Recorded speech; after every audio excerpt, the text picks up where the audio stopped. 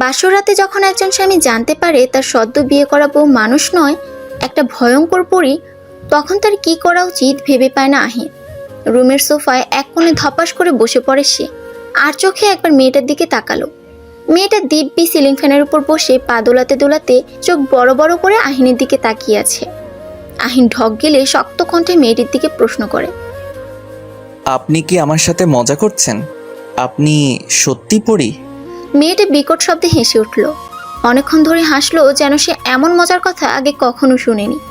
আহিন এই হাসিতে কিছুটা বিরক্ত বোধ করছে।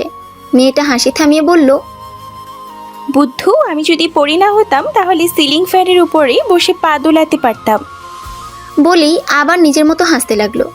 আহিন টেনশনে এক হাতে নিজের চুল ছিঁড়তে শুরু করে ভাবল, ঠিকই তো, মেয়েটা যদি স্বাভাবিক মানুষ হতো তবে কি সিলিং ফ্যানের উপর বসে পা দোলাতে পারতো? আহিনের মনে হচ্ছে সে একটা ঘোরের মধ্যে আছে, তাই সামনে যে ব্যাপারটা ঘটছে সেটা বিশ্বাস করতে পারছে না। মেয়েটা হাসি বন্ধ করে আহিনের দিকে তাকালো। আহিন তখনও মেজের দিকে তাকিয়ে চুল ছিঁড়তে ব্যস্ত। কি এত ভাবছিস? বিশ্বাস হচ্ছে না তাই তো? কথা শুনে আহিন মাথা তুলে মেয়েটির দিকে তাকায়। মেয়েটির সাথে সাথে এক লাফে সিলিং ফ্যান থেকে মেঝেতে এসে নামে। আহিন নিজের অবাকতা সামলে নেয়। এই মেয়ে সত্যিই চিনপুরি। সাধারণ মেয়ের পক্ষে অত উঁচু থেকে মেঝেতে লাফ দেওয়া অসম্ভব। মেয়েটি মাথা থেকে শাড়ির ঘুমটা ফেলে আঁচলটা কোমরে গুজে নেয়। তারপর আহিনের দিকে ঝুঁকে বলল, আমি নিজের আসল রূপ তোকে দেখাতে চাচ্ছি না। আশা করি যা প্রমাণ দিয়েছি তা যথেষ্ট। আহিন মেয়েটির চোখ থেকে চোখ সরিয়ে নিল। ভয়ে তার হৃৎপিণ্ড অস্বাভাবিকভাবে লাফাচ্ছে। মেয়েটির চোখগুলো লাল রক্তবর্ণের রং ধারণ করেছিল। তা দেখে আহিনের ভয় ভয় করতে লাগলো। আপনি যদি পড়ি হয়ে থাকেন তবে আমায় বিয়ে করলেন কেন? মেয়েটি খানিকটা রেগে গিয়ে বলল, অত কথা জেনি তোর কি কাজ? আমাকে কি তোর কাছে জবাবদিহি করতে হবে? আহিন চুপ করে রইল। মেয়েটা বেশ রেগে গেছে। এই অবস্থায় তাকে তুলে আছাড়ও দিতে পারে। মেয়েটি আহিনের পাঞ্জাবের কলার ধরে দাঁড় করিয়ে বলল, আমার আসল পরিচয় যদি কাউকে জানাস তবে তোর পরিবারের একজনও বাঁচবে না। তোকে সহ সবগুলোকে কেটে টুকরো টুকরো করে আমি পুকুরের হিংস্র মাছগুলোকে খাওয়াবো। অতএব আমি যেখানে চলবো থাকবো, তাতে বাধা দিতে আসবি না। আমাকে কোনো ব্যাপারে জবাবদিহি করতে বাধ্য করবি না। এরপর মেয়েটা তার শাহাদাত আঙ্গুলের বড় নখ দিয়ে আহিনের চেহারায় আস্তে আস্তে আঁচড় কাটতে কাটতে বলে, কোনো রকম চালাকি করার চেষ্টা ভুলেও করবি না। আমি কিন্তু খুব শক্তিশালী পড়ি, সব বুঝতে পারি। এখন এখান থেকে যা। আহিন চুপচাপ রুম থেকে বেরিয়ে ছাদে চলে গেল। পুরো ব্যাপারটা এখনো কেবল তার ভয়ঙ্কর স্বপ্ন মনে হচ্ছে।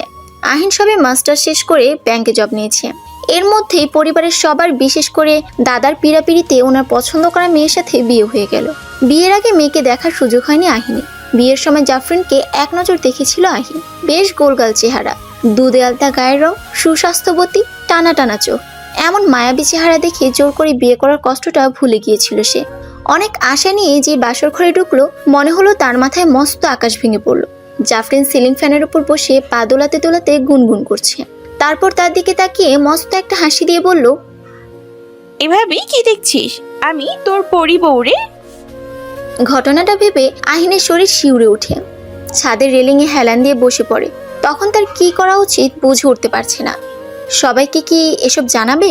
কিন্তু মুহূর্তে মনে পড়ে যায় জাফরিনের দেওয়া হুমকির কথা। আহিনের একান্নবর্তী পরিবার, দাদা, মা, বাবা, ছোট বোন আর কাকা কাকি এবং তাদের দুটো ছেলে মিলে সবাই একসাথে থাকে। তার জন্য এদের কোনো ক্ষতি হলে সেটা কি করে মেনে নিবে সে? এখন আপাতত চুপ থাকার অপশনটা বেছে নেয় আহিন। পরে ভেবেচিন্তে কিছু একটা করা যাবে। এখন শুধু দেখতে হবে তার পরিবউ জাফরিন কি করতে চায় আর কি কি করে।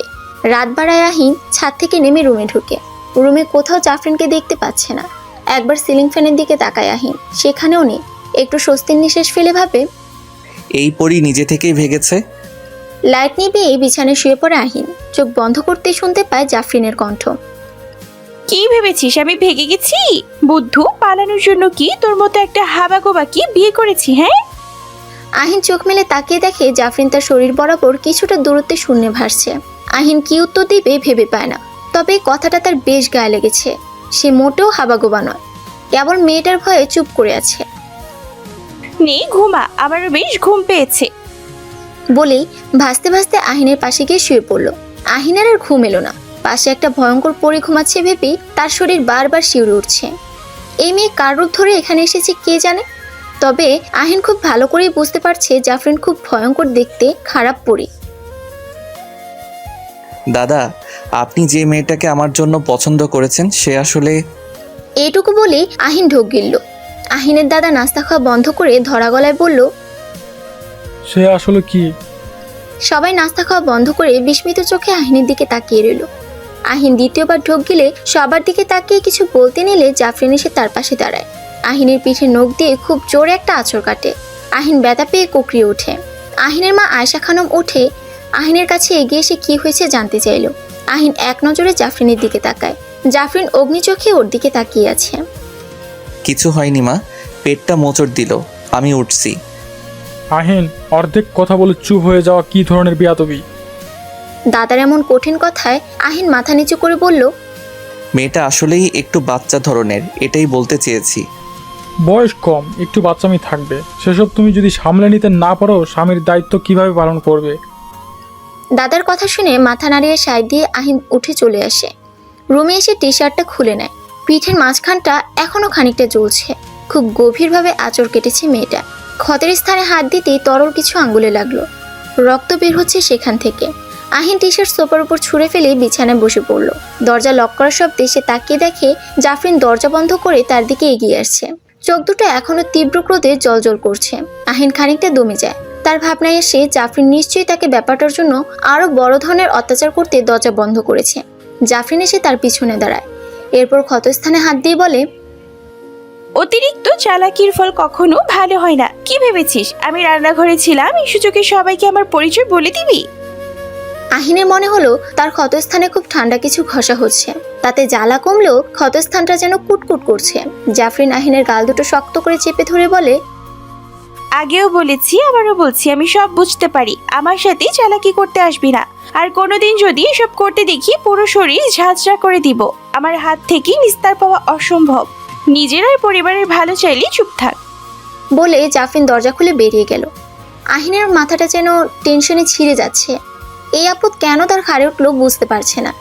না কিছু করতে পারছে আর না সহ্য করতে পারছে। এভাবে বেশ কিছুদিন কেটে যায়। এর মধ্যে আহিনের ছোট বোন অহনার সাথে জাফরিনের বেশ ভাব হয়েছে। অহনা সারাক্ষণ ভাবির পাশে ঘুরঘুর করে, গল্প করে। জাফরিনও তার সাথে বেশ স্বাভাবিক আচরণ করে।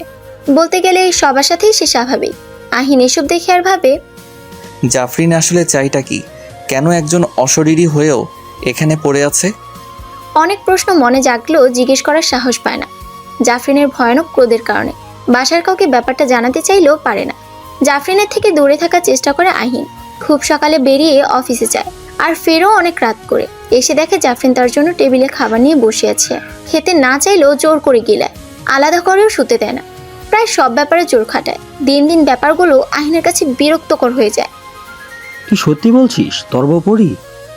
বিস্মিত হয়ে জিজ্ঞেস করে আহিনের বন্ধু রিফাত। আহিন চায়ের কাপে চুমুক দিয়ে হতাশ কণ্ঠে বলে, তোর কি মনে হয় আমি মজা করছি? এটা কি করে হয়? তোর শরীর ঠিকই তো, নাকি কিছু খেয়েছিস? রিফাতের এমন কথায় আহিন বিরক্ত হয়ে তার দিকে তাকায়। রিফাত সেটা বুঝতে পেরে বলে, আচ্ছা আচ্ছা রাগ করিস না, পুরো ব্যাপারটা আমাকে বল। আহিনের কথা শুনতে শুনতে রিফাত ভাবে সে আহিনের বেস্ট ফ্রেন্ড। প্রায় সব কথাই আহিন তাকে শেয়ার করে। মিথ্যা বলে মজা করার ছেলে আহিন নয়। আর আহিনের চোখ মুখে বলে দিচ্ছে সে ইদানিং কোনো কিছুতে বেশ ঘাবড়ে আছে। সবটা শুনে রিফাত একটু সময় নিয়ে বলল, আমার মনে হচ্ছে মেয়েটা তোকে বোকা বানাচ্ছে। আজকালকার যুগে এসব কেউ বিশ্বাস করে? মেয়েটার অন্য কোনো উদ্দেশ্য আছে, তাই তোকে ভয় দেখিয়ে দমিয়ে রাখতে চায়। আহিন রিফাতের কথায় পুরোপুরি ভরসা না পেলেও কিছুটা আশ্বস্ত হয়। রিফাত সন্ধ্যার দিকে আহিনের সাথে তার বাসায় আসে। জাফরিন তখন অহনার সাথে বসে বসে আড্ডা দিচ্ছে। রিফাতকে দেখে পা থেকে মাথা পর্যন্ত একবার ভালো করে তীর্যক দৃষ্টিতে তাকায়। রিফাত জাফরিনকে দেখে হুমড়ি খেয়ে যায়। মেয়েটা হয়তো সত্যিকারের পরি না হতে পারে, দেখতে পরির চেয়ে কম না। জাফরিনের আকর্ষণীয় শরীর তার কামনাকে জাগ্রত করে। আহিনকে সে মনে মনে গালি দিতে থাকে। এমন একটা মেয়েকে পরি ভেবে ভয় পায়। কিন্তু জাফরিনকে দেখে যে রিফাতের মাথা নষ্ট হয়ে গেছে সেটা কে কি করে ঠিক করবে? এর জন্য তো জাফরিনকে তার নিজের করে পাওয়া যায়। আহিন রিফাতকে বিদায় দিয়ে রুমে ঢুকতে জাফরিন তাকে ধাক্কা দিয়ে শূন্যে ভাসিয়ে রাখে। তারপর নিজের শূন্য উঠে আহিনের চারপাশে হাঁটতে হাঁটতে বলতে লাগলো, তোর বন্ধু কেন এসেছিল? আহিন ভীত মুখে আমতা আমতা করে বলল, ও বিয়ের সময় আসেনি, তাই আজ বউ দেখতে এসেছিল। জাফরিন ব্রু বাঁকিয়ে আহিনের দিকে তাকালো। আহিনের দম যেন আটকে এলো। জাফরিন কিছু বুঝতে পারেনি তো। জাফরিন আহিনকে নিচে নামিয়ে দিয়ে বেরিয়ে গেল। আহিন যেন কিছুটা হাফ ছেড়ে বাঁচলো। রিফাতের চোখের সামনে বারবার জাফরিনের শরীরে দৃশ্য ভাসতে লাগলো। তার প্রচন্ড নারী আসক্তি, তাই বন্ধুর বউ যেন এসব কল্পনা করতে তার বিবেকে বাজছে না। শুধু মনে হচ্ছে একবারের জন্য হলেও জাফরিনকে তার বিছানায় যায়। আহিন যেহেতু তার বউকে অশরীরী ভেবে ভয় পাচ্ছে, তাই ব্যাপারটা খুব বেশি কঠিন হবে না। এই ভেবে শয়তানি হাসি দিয়ে মনে মনে সে একটা প্ল্যান কষে নেয়। আহিন অফিস থেকে ফিরে গলার টাই আলগা করতে করতে রুমে ঢুকে বেশ ক্লান্ত অনুভব করছে। গলা শুকিয়ে কাঠ হয়ে আছে। এক গ্লাস লাচ্ছিতে গলা ভেজানোর ইচ্ছে হলো। বিড়বিড় করতে করতে বিছানায় গায়ে এলিয়ে চোখ বুজে রাখে। জাফরিনের গলার খ্যাখারি আওয়াজ শুনে চোখ মেলে উঠে বসে। মেয়েটার কণ্ঠ তার সামনে এলেই যেন খ্যাখারি আর কর্কশ রূপ ধারণ করে, যা শুনলে আহিনের বুক ধরফর করে ওঠে। উঠে বসে রুমের এদিক সেদিক চোখ বোলালো, জাফরিনকে দেখতে পেল না। ওই বুদ্ধু, এদিক ওদিক কি দেখছিস? আমি উপরে। আহিন কণ্ঠ শুনে মাথা তুলে আলমিরার উপরে তাকায়। জাফরিন সেখানে বসে দিব্যি পা দোলাতে দোলাতে আঙুল চাটতে ব্যস্ত। আট পরে করা পরা শাড়ির আঁচলটা নিচ অব্দি ঝুলে আছে। আপনি সারাক্ষণ উপরে কি করেন? সামান্য কাণ্ডজ্ঞান নেই? কেউ যদি রুমে ঢুকে এই অবস্থায় দেখে নেয়? কথাটা শুনে জাফরিন চোখ বড় বড় করে আহিনের দিকে তাকায়। সেই দৃষ্টিতে আহিনের গলা মিহিয়ে আসে। তোর থেকে আমার কাণ্ড জ্ঞান অনেক বেশি। অযথা আমার কানের কাছে ঘ্যান ঘ্যান করিস না। বাপাসে তাকিয়ে দেখ, তোর জন্য এক গ্লাস লাচ্ছি রাখা আছে। আহিন ঘাড় ঘুরিয়ে বাপাসে তাকায়। লাচ্ছি ভর্তি গ্লাসটা শূন্যে ভাসছে। অনেকটা অস্বস্তি নিয়ে গ্লাসটা হাতে নেয় সে। ভাবতে থাকে তার লাচ্ছি খেতে ইচ্ছে করছে, সেটা জাফরিন কি করে জানলো। তোর মনে কখন কি চলে সেটা আমি আন্দাজ করতে পারি। বলেই অট্টহাসিতে ফেটে পড়ে জাফরিন। এতে কিছু মিশানো নেই তো? বলতে বলতে আহিন গ্লাসটায় চুমুক দেয়। আছে তো, মানুষের মলমূত্র। শোনা মাত্রই আহিন হাত থেকে গ্লাসটা ফেলে ওয়াক ওয়াক করতে বাথরুমের দিকে ছুটে যায়। মেয়েটা তাকে আচ্ছা নাচাচ্ছে। খানিক বাদেই ফ্রেশ হয়ে গম্ভীর মুখে রুমে ফিরে আসে। জাফরিন এক লাফে নিচে নেমে আসে। তারপর দুহাত দিয়ে শক্ত করে আহিনের গলা জড়িয়ে বলে, একটা আবদার ছিল তোর কাছে। এভাবে জড়িয়ে ধরায় আহিনের যেন নিঃশ্বাস আটকে আসছিল। মনে হচ্ছে জাফরিনের বিশাল দুটো হাত তার গলার দুপাশে সমানে জোরে চেপে রেখেছে। প্রায় হাঁপাতে হাঁপাতে বলল, আগে গলা ছাড়ুন। জাফরিন আহিনের কথায় কর্ণপাত না করে বলতে লাগলো, আমার খুব আস্ত বকরির মাংস খেতে ইচ্ছে করছে। এনে রেঁধে খাওয়াবি? রোজ রোজ শাক লতা খেয়ে জিভের ঝাল উঠে গেছে। আহিন দম ফেলতে ফেলতে বলে, খাওয়াবো, আগে গলা ছাড়ুন। আমার বুদ্ধু জামাই। বলে জোরে আহিনের গাল টেনে দিল। আহিন বিরক্ত দৃষ্টিতে জাফরিনের দিকে তাকালো। গালের পাশটায় ব্যথা হচ্ছে। এমনভাবে টেনেছে যেন গালের মাংস বের করতে চাচ্ছিল। যতই যাই হোক, জাফরিনকে তার সহ্য করতে হচ্ছে।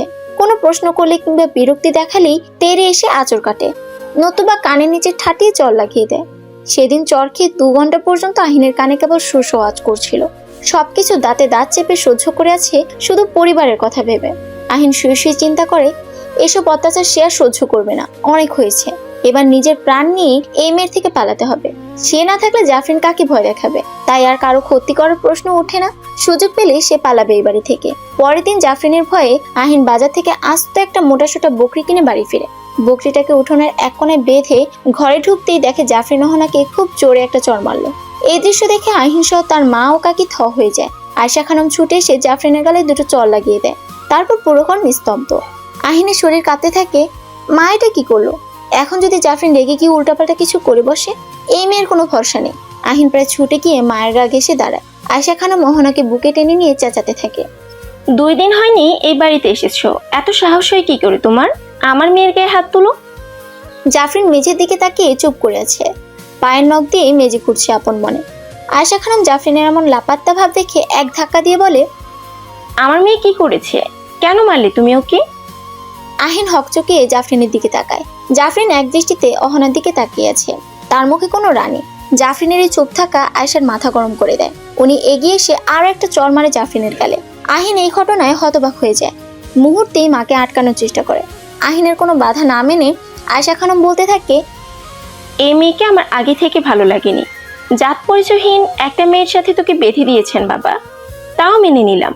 কিন্তু এই মেয়ে তো রীতিমতো বাড়িতে কর্তৃত্ব ফলাতে শুরু করেছে। এসব আমি সহ্য করব না। সারাদিন পাটানের মতো সারা বাড়ি চড়ে বেড়াবে, তারপর অকারণে আমার মেয়েটাকে মারবে। এমন চেঁচামেচি শুনে বাহির থেকে ছুটে আসে আহিনের দাদা মোতালেব খা। এসে হুঙ্কার ছাড়ে, কি হয়েছে কি? কার এত অধপতন হয়েছে যে এত জোরে চিৎকার করে বাড়িটাকে নিলাম ঘর বানাচ্ছে? আয়শা খানম চুপ মেরে যায়। শ্বশুরকে তিনি প্রচন্ড ভয় পায়। কেবল তিনি নয়, বাড়ির সবাই তাকে অনেক ভয় পায় আর মেনে চলে। তার সামনে মুখ তুলে কথা বলার সাহস কারো নেই। তাও আয়শা কণ্ঠ মিহি করে বলল, আপনার নাতবউ অকারণে অহনার গায়ে হাত তুলেছে। বারবার জিজ্ঞেস করার পরও কারণ বলছে না। ভাবি হিসাবে ননদীকে শাসন করার যথেষ্ট অধিকার ওর আছে। তার জন্য কি তোমাকে জবাবদিহি করতে হবে আয়শা? যাকে শাসন করেছে তাকে জিজ্ঞেস করলেই হয় সে অপরাধ করেছে। আমি যেন আর কোনো রকম চিৎকার না শুনে। বলে লুঙ্গিতে শক্ত গিট্টু বাঁধতে বাঁধতে নিজের ঘরের দিকে হাঁটা দেয় মোতালেব খা। আয়শা খানম রাগে বিড়বিড় করতে করতে অহনাকে নিয়ে চলে যায়। আহিন দীর্ঘশ্বাস ফেলে জাফরিনের দিকে তাকায় একবার। জাফরিন একইভাবে দাঁড়িয়ে আছে। আপনার জন্য বকরি কিনে এনেছি। জাফরিন আনন্দে একবার হাসে, মুহূর্তে আবার হাসিটা মিলিয়ে মুখটা অন্ধকারে ঢেকে যায়। কোনো কিছু না বলে জাফরিন রুমের দিকে এক প্রকার দৌড়ে চলে যায়। বকরিটা গেল কোথায় মা? আয়শা খানম আঁচলে হাত মুছতে মুছতে বাসার বাইরে জিজ্ঞেস করে। কার বকরি? আহিন নিচু কণ্ঠে বলল, আমি কিনে এনেছিলাম। জাফরিন বকরির গোশত খেতে চেয়েছে। আয়শা খানম মুখ বাঁকিয়ে উপহাসের হাসি হেসে বলল, বিয়ের কদিনও হলো না, এর মধ্যে বউয়ের আঁচলের তলায় ঢুকে পড়লি? আমি কোনো বকরি দেখিনি। টাকা খরচ করে বউয়ের জন্য কিনেছিস, তুই আর তোর বউ জানে। আমি একটা কথা সাফ সাফ জানিয়ে দিচ্ছি, বাড়িতে যেন বকরির গোশত না ঢুকে। এই বাড়িতে কেউ বকরি খায় না। তোর বউয়ের জন্য সারা বাড়িতে বকরির গন্ধ সহ্য করতে পারবো না। বলেই আয়শা খানম ভেতরে চলে গেলেন। আহিন এদিক সেদিক বকরি খুঁজে কোথাও পেল না। এমন সময় দেখলো জাফরিন শুকনো মুখে বাড়ির পিছনে বসে আছে। কি এক গভীর চিন্তায় সে মগ, চোখের দৃষ্টি একদম স্থির হয়ে আছে। আহিন বকরি জবাই করে মাংস বাছতে বসলো। এর মধ্যে আর চোখে জাফরিনের দিকে তাকালো। জাফরিন বারছাড়ের উপর বসে লোভাতুর চোখে মাংসের দিকে তাকিয়ে আছে। ইটের চুলার আগুনের শিখায় ওর মুখটা বেশ ভয়ঙ্কর লাগছে। তার উপর চুলগুলো এলোমেলো ছেড়ে দিয়ে বারছাড়ের মাথায় বসে আছে মেয়েটা। যে কেউ দেখলেই ভূত বলে চিৎকার দিয়ে অজ্ঞান হয়ে যাবে। সকালে আনা বকরিটা কোথাও খুঁজে পায়নি আহিন। বাধ্য হয়ে বিকালে আরেকটা বকরি কিনে এনেছে। আয়শা খানমকে বারবার বলার পরও উনি বকরির গোশত ঢুকতে দিবেন না এই সিদ্ধান্তেই অটল রইলেন। তাই আহিন প্রয়োজনীয় জিনিসপাতি নিয়ে বাড়ির পিছনে বাঁশবাগানে বকরির মাংস রান্নার আয়োজন করলো। আর জাফরিন তাকে কোনো প্রকার জোর করেনি। তবু আহিন এসব করছে। আসলে তার মা বকাঝকা করার পর থেকে জাফরিন চুপ হয়ে গেছে। সেটা দেখে তার কেন যেন খারাপ লাগছিল। এই শোন, পায়ের হাড়টা টুকরো করিস না, ওটা আমি এখন খাবো। কথাটা শুনে আহিন বিস্মিত কণ্ঠে বলল, কাঁচা খাবেন? জাফরিন অট্টহাসি দিয়ে হাতটা লম্বা করে আহিনের হাত থেকে হাড়টা কেড়ে নিল। এরপর বাচ্চারা মাথায় বসে কচকচ করে হাড়টা চিবিয়ে খেতে লাগলো। এমনভাবে চেটে চেটে খাচ্ছে যেন অনেকদিন পর সে তার প্রিয় খাবার খেতে বসেছে।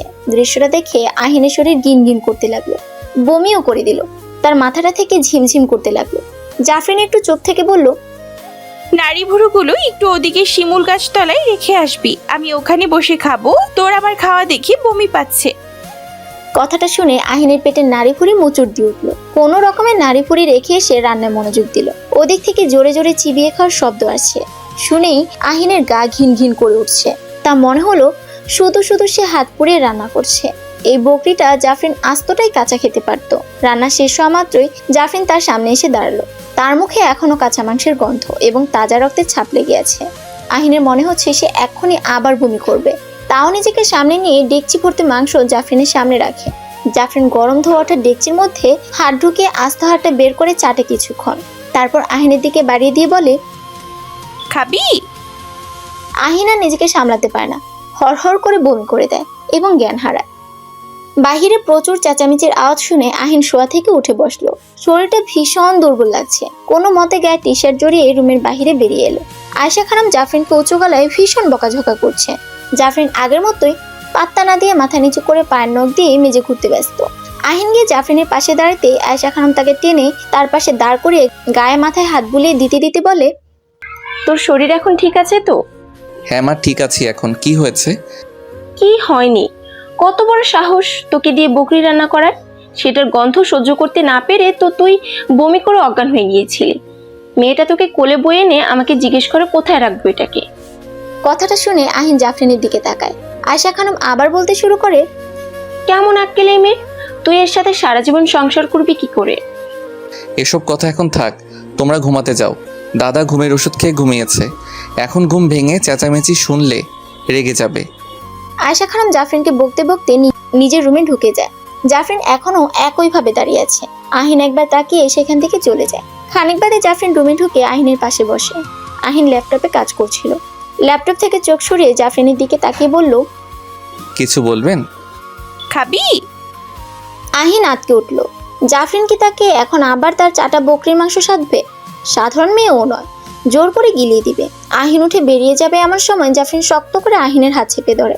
আহিন থমকে দাঁড়িয়ে যায়। জাফরিন চোখ বড় বড় করে বলে, কোথাও নড়বি না, এখানেই বস। আহিন না বসে একইভাবে দাঁড়িয়ে রইল। জাফরিন আরো দুবার আহিনকে বসতে বলল, কিন্তু আহিন ভয়ে বসলো না। তার ভাবনা, বসলেই নিশ্চয়ই জাফরিন তাকে জোর করে মাংস গিলাবে। এমন হলে বমি ঠেলায় তার নাড়ি ভুঁড়ি সব বেরিয়ে আসবে। জাফরিন আহিনের হাত ছেড়ে সামনে গিয়ে তার গালে সজোর একটা থাপ্পড় বসিয়ে দেয়। চর খেয়ে আহিন চুপচাপ বিছানায় গিয়ে বসলো। জাফরিন মস্ত বাটিতে চামচ নাড়তে নাড়তে বলল, বেশি বার বাড়তে মানা করেছি না? আমার কথা না শুনলে চরের উপর রাখবো। এভাবে একদিন বধির হয়ে যাবি, তখন আর কারো কথাই শুনতে হবে না। তারপর চামচের স্যুপ তুলে আহিনের মুখের কাছে ধরলো। আহিন কোনো কথা না বলে চুপচাপ খেয়ে নিল। জাফরিন টেবিলের উপর পা গুটিয়ে বসে আচারের বয়মে হাত ঢুকিয়ে অনেকটা আচার তুলে নিয়ে মজা করে খাচ্ছে। আহিন আর চোখে কয়েকবার জাফরিনের দিকে তাকালো। বাচ্চা মেয়ের মতো খাবলা খাবলা তুলে সারা মুখে মাখিয়ে খাচ্ছে। আচার কোথায় পেলেন? পাশের বাড়ি ছাদ থেকে। আহিন হতাশ হয়ে কপাল চাপড়ালো। এই মেয়ে শেফালি দাদির শুকাতে দেওয়া আচার নিয়ে এসেছে। দাদি তো এবার পুরো বাড়িতে তুমুল যুদ্ধ বাঁধিয়ে ছাড়বে। আচারের এক টুকরো চষে খেতে খেতে বলল, ভাবিস না কেউ দেখেনি, ওরে গিয়ে টুপ করে নিয়ে এসেছি। জাফরিনের কথা শেষ হতেই শেফালি দাদি চিৎকার করতে করতে রুমে ঢুকে গেল। জাফরিনের হাতে বয়ামটা দেখে উনি অবাক হলেন না, উল্টো আয়েশা খানমকে ডেকে বললেন, আমি বলেছি না আমার চোখ খারাপ হয়নি? এই মেয়ে দুপুরবেলায় উড়ে হাতে গিয়ে আমার আচারের বয়াম নিয়ে পালিয়ে এসেছে। আয়েশা খানম রাগান্বিত চোখে জাফরিনের দিকে এগিয়ে বয়ামটা কেড়ে নিয়ে বলল, আচারের বয়ামটা তুমি চুরি করেছো। জাফরিন উত্তরে এই পাশ ওপাশ একবার মাথা হেলায়। পাশ থেকে শেফালি দাদি চেঁচায়, এই মেয়ে ভূত পেত নিয়ে আমি হলপ করে বলতে পারি। আহিন আমতামতা করে বলল, এসব কি বলছেন দাদি? ও চুরি করেছে সেটা ঠিক, কিন্তু উড়ে গিয়ে চুরি করেছে কিভাবে সম্ভব? আপনার বয়স আসলেই বেড়ে গেছে, এই জন্য বলি চশমা পরেন। এসব ভুজুং ভাজুং দিয়ে আহিন ব্যাপারটা সামনে নিল। সবাই চলে যাওয়ার পর রুমের দরজা আটকে দিয়ে জাফরিন কাছে গিয়ে বলল, আপনার যা খেতে ইচ্ছা করবে আমায় বলবেন, অন্যের জিনিস চুরি করতে যান কেন? জাফরিন মুহূর্তে বড় হাসি দিয়ে বলল, সত্যি এনে খাওয়াবি? তাহলে আমাকে 12 কেজি রসগোল্লা এনে দে। আহিন বিরক্ত নিয়ে তাকায়। জাফরিন খিলখিল করে হাসতে থাকে। ছাদের এক কোণায় বসে জাফরিন গোগ্রাসে মিষ্টি খাচ্ছে। ছানার রস মুখ বেয়ে তার চিবুক অব্দি চলে এসেছে। সেদিকে তার কোনো হুঁশ নেই। আহিন সিগারেটে একটান দিয়ে ধোঁয়া ছাড়ে আর কাশতে থাকে। জীবনে সিগারেট ছুঁয়ে দেখেনি সে। আজ খাওয়ার চেষ্টা করেছে, কারণ সে শুনেছে সিগারেট খেলে নাকি টেনশন কমে। জাফরিন তাকে যেমন টেনশন দিচ্ছে তাতে তার রুহ বেরিয়ে যাওয়ার উপক্রম। গভীর রাতে 12 কেজি মিষ্টি নিয়ে পাইপ দিয়ে ছাদে উঠেছে সে। সামনের দরজা দিয়ে এত মিষ্টি নিতে দেখলে আবার বাসায় ঝামেলা বাঁধবে। মেয়েটাকে ডেকে এনে বসিয়ে দিয়েছে মিষ্টির সামনে। ভাবতে ভাবতে আহিন জাফরিনের পাশে কিছুটা দূরত্ব বজায় রেখে বসে। আপনি সারাক্ষণ এলোমেলোভাবে চুল ছেড়ে রাখেন কেন? সুন্দর করে বাঁধতে পারেন না? জাফরিন মিষ্টি ভর্তি মুখ নিয়ে আহিনের দিকে তাকিয়ে কি সব বলে। আহিন বুঝতে না পেরে বলে, খাওয়া শেষ করে বলুন। জাফরিন মুখ পুড়ে রাখা সব মিষ্টি গিলে নিয়ে বলল, তাহলে কি তুই আর আমাকে ভয় পাবি? বলেই আবার খিলখিলিয়ে হাসতে থাকে। আহিনের মেজাজ খারাপ হয়ে যায়। মুহূর্তে সে ছাদ থেকে নিচে নেমে চলে আসে। আমি বোধহয় এবার পাগল হয়ে যাব দোস্ত। রিফাত উদ্বিগ্ন হয়ে জিজ্ঞেস করে, কেন রে, কি হয়েছে? এই মেয়েটা দিন দিন আমাকে যেভাবে অত্যাচার করছে তাতে আমি পাগল হয়ে যাওয়ার উপক্রম। একটা না একটা বায়না লেগেই আছে। কথা না শুনলে চর আচর, মাঝে মাঝে কিলঘুষি তো আছেই। এসব শুনে রিফাত হাসে আর ভাবে, আইনকে বোকা বানিয়ে জাফরিন ভালোই মজা নিচ্ছে, কিন্তু আমার সাথে এসব পারবে না। কিন্তু এই মুখ্যম সুযোগটা তো আমার কাজে লাগানো উচিত। রিফাত মুখে চিন্তা ভাবে না বলল, খুবই চিন্তার ব্যাপার, তবে আমার কাছে এর একটা সমাধান আছে। আহিন মুহূর্তেই আশান্বিত হয়ে বলল, কি সমাধান বল, যা বলবি তাই করব, তাও আমি এই মানসিক যন্ত্রণা থেকে মুক্তি চাই। তুই জাফরিনকে আমার বাসায় নিয়ে আয়। আমার এক মামা আছে, খুব নাম করা ওঝা। ও যদি পরি হয়েই থাকে, মামা খুব ভালো করে ডাইট দিয়ে দিতে পারবে। দেখবি এই জীবনে সে আর তোর কিংবা তোর পরিবারের আশেপাশেও যাবে না। সত্যি কাজ হবে? আমার ওপর ভরসা রাখ। তুই শুধু কাল ওকে আমার বাসায় নিয়ে আয়, বাকিটা আমি দেখব। পরের দিন সন্ধ্যায় আহিন জাফরিনকে নিয়ে রিফাতের বাসায় আসে। জাফরিনকে ভেতর ঘরে বসিয়ে রিফাত আর আহিন বেরিয়ে আসে। দোস্ত, তোর মামা কোথায়? একটু বাদেই চলে আসবে। অনেক কষ্টে এখানে নিয়ে এসেছি, দেখিস কাজটা যেন হয়। কিন্তু একটা কথা আছে দোস্ত, মামা বলল আমি আর মামা ছাড়া বাসার আশেপাশে যেন আর কেউ না থাকে, কারণ বুঝিসই তো ভূত প্রেতের ব্যাপার স্যাপার। তুই বরং বাসায় চলে যা, কাজ হয়ে গেলে আমি তোকে কল দিয়ে জানাবো। এই পরীকে এই দুনিয়া থেকে তার দুনিয়ায় পাঠিয়ে দেব। আহিন একটু চুপ থেকে আমতা করতে থাকে। রিফাত তা বুঝতে পেরে বলল, তুই কি আবার ওকে তোর বাড়িতে ফিরিয়ে নিয়ে যেতে চাস? ও কিন্তু তোর পরিবারের বড় কোনো ধরনের ক্ষতি করার অপেক্ষায় আছে। আহিন হকচকিয়ে উঠে বলল, না, অসম্ভব। আমি চলে যাচ্ছি, তুই কাজ হয়ে গেলে আমাকে জানাস। আহিনকে বিদায় দিয়ে রিফাত ভেতরের ঘরে ঢুকে দরজা আটকে দেয়। তারপর সব নিস্তব্ধ। কিছু একটা ভেঙে পড়ার শব্দ পেয়ে আহিন চোখ মেলল। ঘুম কাতর অবস্থায় চোখ টলতে টলতে উঠে বসলো। চোখের সামনে জাফরিনকে দেখে ভয়ে আটকে উঠল। জাফরিন তার বরাবর উল্টো হয়ে ঝুলে আছে। তার নিঃশ্বাসের সাথে ফোঁস-ফোঁস শব্দ হচ্ছে। চোখ থেকে যেন ঠিকরে আগুন বের হয়ে আসছে। দেখতে ভীষণ ভয়ঙ্কর লাগছে। জাফরিন এক লাফে আহিনের বুকের উপর এসে বসলো। এক হাতে আহিনের গলা শক্ত করে চেপে ধরে আরেক হাতে কষে এক থাপ্পড় দিল আহিনকে। থাপ্পড় খেয়ে আহিন হতভম্ব হয়ে গেল। এই মেয়ে এত রেগে গেল কেন? তাহলে কি রিফাতের মামা কিছুই করতে পারলো না? শালা শালা, তোর এত বড় সাহস কি করে হয়? হ্যাঁ, আহিন ভয়ে চুপসে আছে। জাফরিন তার গলা এত শক্ত করে চেপে ধরেছে যে কোনো আওয়াজই বের হচ্ছে না। আমার সাথে চালাকি করার মজা আজ তোকে হাড়ি হাড়ি টের পাওয়াবো। জাফরিন উঠে আহিনকে কোলে তুলে নিল। আহিন হাত পা ছোড়ার চেষ্টা করছে, কিন্তু ব্যর্থ হচ্ছে। তার সারা শরীর যেন অবশ হয়ে আছে। জাফরিন আহিনকে বাড়ির পিছনে বাঁশঝাড়ে নিয়ে এলো। বাঁশঝাড়ের উপরে বসে আহিনকে কোল থেকে ফেলে দিল। দু একটা আছাড় মারলো। আহিন প্রচন্ড ব্যথায় চিৎকার করতে লাগলো, কিন্তু তার মুখ দিয়ে কোনো আওয়াজই বের হচ্ছে না। এবার জাফরিন আহিনের পিঠের উপর বসে চুল চেপে ধরে বলে, আজ তোর সবগুলো হাড় ভেঙে গুঁড়ো গুঁড়ো করবো। আমার সাথে চালাকি? হ্যাঁ। আবার আহিনকে কোলে তুলে নেয় জাফরিন। উড়ে উড়ে অনেক উঁচুতে উঠে যায়, প্রায় 20 থেকে 22 তলার সমান। আহিন ব্যথায় মুষড়ে আছে, হয়তো হাত পা ভেঙে গেছে তার। জাফরিন শূন্যে থেমে থাকতে দেখে আহিন নিচের দিকে তাকায়। মাটিতে অনেক উপরে তারা। আহিন বুঝতে পেরে যায় জাফরিন হয়তো তাকে এখান থেকে নিচে ফেলে দিবে। জাফরিনের দিকে এসে করুণ দৃষ্টিতে তাকায়, ক্ষমা চাওয়ার চেষ্টা করে, কিন্তু মুখ থেকে কোনো কথাই বের হচ্ছে না। জাফরিন এখনো রাগে ফুসফুস করছে। আহিনের করুণ দৃষ্টি তাকে একটু কাতর করছে না। সে আহিনকে কোল থেকে নিচে ফেলে দিল। আহিন কি করবে বুঝে উঠতে পারে না কিছু। মুহূর্তেই জ্ঞান হারায়। রিফাত এক চিৎকার দিয়ে শোয়া থেকে উঠে বসে। তাকে এভাবে চিৎকার করতে দেখে নার্স ছুটে আসে। রিফাত জোরে জোরে নিঃশ্বাস ফেলতে থাকে। তার কপালে বিন্দু বিন্দু ঘাম জমে আছে। শরীরের গাঁটে গাঁটে এখনো প্রচন্ড ব্যথা। কাল যখন সে জাফরিনকে ছোঁয়ার জন্য তার কাছে যায়, জাফরিন এক লাফে আলমারির উপর উঠে যায়। খিলখিল করে হাসতে হাসতে বলে, লুচুর ঘরের লুচু, তোর উদ্দেশ্য আমি জানি না ভেবেছিস? ভীষণ কুতকুতানি তোর, তাই না? আজ তোকে এমন টাইট দিব আর জীবনে ওর সঙ্গে নেটওয়ার্ক পাবি না। বলেই উড়ে এসে এক লাথি দেয় রিফাতের বুকে। রিফাত মেঝেতে পড়া মাত্রই এক নাগাড়ে 40 থেকে 50টা থাপ্পড় দেয়। তারপর উড়াধুরা লাথি দিতে থাকে শরীরের সব অংশে। একদম শেষ লাথিটা কষে দেয় রিফাতের পুরুষাঙ্গ। ও মাগো বলে চিৎকার করে উঠেছে। 1 মিনিটের জন্য উধাও হয়ে যায় জাফরিন। ফিরে আসে মস্ত বড় এক পেয়ালা নিয়ে হাজির হয়। রিফাতের বুকের উপর বসে শক্ত করে মুখ হা করিয়ে পেয়ালা থাকা বস্তুটি খাইয়ে দেয়। খেয়ে রিফাত বমি করা শুরু করে। জাফরিন খিলখিলিয়ে হাসতে হাসতে বলল, কি খাইয়েছি জানিস? তোর বন্ধুর বমির সঙ্গে বকরির কাঁচা নাড়ি ভুড়ি। এইবার যদি তোর শিক্ষা হয় লুচু বেটা। রিফাত বমি করতে করতেই কাহিল হয়ে জ্ঞান হারায়। ডাক্তার এসে রিফাতের পাশে দাঁড়ায়। রিফাত সাহেব, লাঞ্চ করে ওষুধ খেয়ে নিন। রিফাত মুখ বাঁকা অবস্থায় অস্পষ্টভাবে বলল, না না ডাক্তার, আমি কিছু খেতে পারবো না। কিছু খেতে গেলেই আমার গা ঘিন ঘিন করে, বমি আসে। ডাক্তার, আমাকে রিলিজ কবে দিবেন? আপনার মুখের একদিকের অংশ বেঁকে গেছে, আমরা ওটা ঠিক করার চেষ্টা করছি, কিন্তু ওটা ঠিক হবে না হয়তো।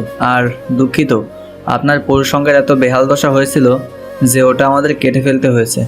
বুকের বাম পাশে একটা হাড় সরে গেছে, আমরা ওটা কোনো রকমে ঠিক করে বসিয়ে দিয়েছি, তাই আর কিছুদিন আপনাকে হাসপাতালে থাকতে হবে। রিফাত সব শুনে চিৎকার করে কেঁদে উঠল। আয়শা খানম আহিনের মাথায় হাত বোলাতে বোলাতে মুখে আঁচল চেপে ধরে কেঁদে উঠলেন। আমি জানতাম তোর সাথে খারাপ কিছু হবেই। এই মেয়ে তোকে শান্তিতে থাকতেই দিবে না। ওর জন্য তোর আরো অনেক ক্ষতি হবে। মোতালেব খা এক ধমক ছাড়ে। কি শুরু করেছো বৌমা? আহিনের হাত ভেঙেছে, এখানে জাফরিনের কি দোষ? আহিন, তোর হাত কি করে ভাঙলো রে? আহিন এক নজর জাফরিনের দিকে তাকায়। জাফরিন চোখ টিপে দেয় আহিনকে। আহিন থতমত খেয়ে যায়। এই মেয়ে তার সাথে কি শুরু করেছে সেই ভালো জানে। কোল থেকে ফেলার সাথে সাথে নিচে নেমে আবার ধরে ফেলে তাকে, না হলে এতক্ষণে আর বাঁচা লাগতো না। অফিসের সিঁড়িতে পিছলে পড়ে গেছিলাম। অহনা বলে উঠল, ভাইয়া তুই তো কাল খুব তাড়াতাড়ি অফিস থেকে ফিরে শুয়ে পড়েছিলি, তাহলে পড়লে কিভাবে? আরে অফিসে না, বাথরুমে। আয়েশা খানম সন্দেহের দৃষ্টিতে তাকায় আহিনের দিকে। নিজের ছেলেটাকে আজকাল স্বাভাবিক লাগে না তার। জাফরিনকে তার এসবের কারণ মনে হয়, কিন্তু আহিন তো তাকে কিছু বলতে চায় না। ব্যাপারটাকে আরো খুঁটিয়ে দেখার সিদ্ধান্ত নেয় আয়েশা খানম। সেদিনের পর থেকে রিফাতকে অনেকবার কল দেয় আহিন, কিন্তু রিসিভ হয় না। আহিন একটু দুশ্চিন্তায় পড়ে যায়। হাত এখন ঠিক হয়ে গেছে, তাই অফিসে যাওয়ার জন্য রেডি হচ্ছে আহিন। ভেবে নিল অফিস থেকে ফেরার সময় রিফাতের সাথে দেখা করে আসবে। সেদিন কি হয়েছিল সেটা তার জানা দরকার। চুলে জেল দিয়ে টাই ঠিক করতে করতে বের হতে যায় আহিন। জাফরিন দরজায় হাত মেলে ধরে আটকে জিজ্ঞেস করে, ফুল বাবু, সে যে কোথায় যাস? হ্যাঁ, আহিন চুপ করে থেকে বলল, অফিসে। আসার সময় আমার জন্য বেশ ভালো মানে দামি আতর নিয়ে আসিস তো। আর এসব শাড়ি টাড়ি আমার পোষায় না, কিছু জামা নিয়ে আসিস। আহিন বিরক্তি নিয়ে তাকায় জাফরিনের দিকে। জাফরিন আহিনের জোরে গাল টেনে দিয়ে বলল, সেদিনের মারটা এত তাড়াতাড়ি ভুলে গেলি? আহিন মাথা নাড়িয়ে বেরিয়ে চলে আসে। আজকাল জাফরিনকে যত এড়িয়ে চলতে চায়, মেয়েটা যেন তত তার পিছু ছাড়তে চায় না। তোকে এতবার কল দেই, ধরিস না কেন? এই প্রশ্নে রিফাত আহিনের দিকে তাকায়, তারপর দৃষ্টি ফিরিয়ে নিয়ে বলল, হসপিটালে ছিলাম। মুখের এক পাশ বাঁকা কেন তোর? কথা এভাবে জড়তা নিয়ে বলছিস কেন? তোর বউ আমার এই অবস্থা করে ছেড়েছে। এই পরি নয়, সাক্ষাৎ শাকচুন্নি। আগেই বলেছিলাম, বাড়ি গিয়ে আমাকেও এমন মেরেছে যে হাত ভেঙে গিয়েছিল। নিজের খেয়াল রাখিস, আমি যাই। রিফাত আহিনের চলে যাওয়া দেখি বিড়বিড় করতে বলতে লাগলো, আমি তো আর শেষ দেখে ছাড়বো। আহিন শার্ট খুলে সোফায় বসে চোখ বুজে একটু বিশ্রাম নিচ্ছে। জাফরিন গুনগুন করতে করতে আহিনের পাশে এসে বসলো, তারপর জিজ্ঞেস করলো, আমার জিনিসগুলো কই?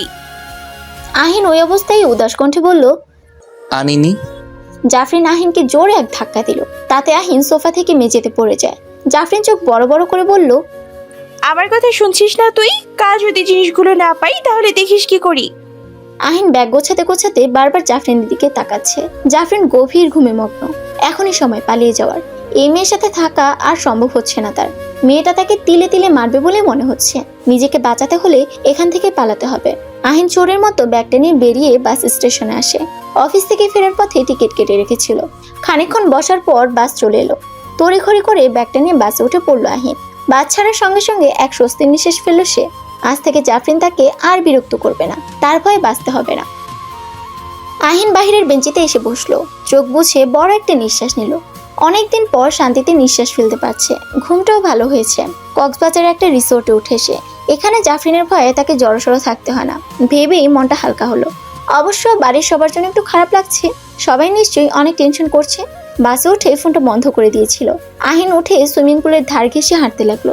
টলটলে পানি দেখে সাঁতার কাটতে ইচ্ছে হচ্ছে। এই রাতের বেলায়ও সুইমিং পুলে নামার ইচ্ছে সংবরণ করতে পারলো না সে। স্লিভলেস গেঞ্জি আর চেক ওয়াটার পরে নেমে গেল। সাঁতার কাটতে কাটতে আহিনের মনে মনে সিদ্ধান্ত নেয় অফিসে যোগাযোগ করে এখানে ট্রান্সফার হয়ে যাবে, আর কখনোই বাড়িমুখো হবে না। জাফরিনের কাছে আর কিছুতেই ফিরবে না। হঠাৎ কেউ তার ঘাট ধরে কয়েকবার পানিতে চুবানি দিল। চুবানির ঠেলায় দু একবার আহিনের নাকে মুখে পানি ঢুকে পড়লো। শেষবারের চুবানিতে কিছুক্ষণ তাকে পানির নিচে চেপে ধরে রাখলো। আহিনের নিঃশ্বাস বন্ধ হয়ে আসছিল। তার মনে হচ্ছিল এখনই বোধহয় সে মারা যাবে, কিন্তু আল্লাহ সহায়, এর আগেই হাতটা তাকে ছেড়ে দেয়। আহিন পানির উপর মাথা তুলে ঘন ঘন দম ফেলতে থাকে। একটু স্বাভাবিক হয়ে পিছনে তাকিয়ে চিৎকার করে ওঠে। আপনি? জাফরিনকে দেখে অবাক হয় আহিন। জাফরিন পানিতে শোয়ার স্টাইলে ভেসে আছে। জাফরিন শাড়ির আঁচল দিয়ে আহিনের মুখ বরাবর এক ঝাপটা মারে। বুদ্ধু, কি ভেবেছিস পালিয়ে গেলে আমি তোকে খুঁজে বের করতে পারবো না? আমার ক্ষমতা সম্পর্কে তুই এখনো কিছুই জানিস না। বাড়ি চল আমার সাথে।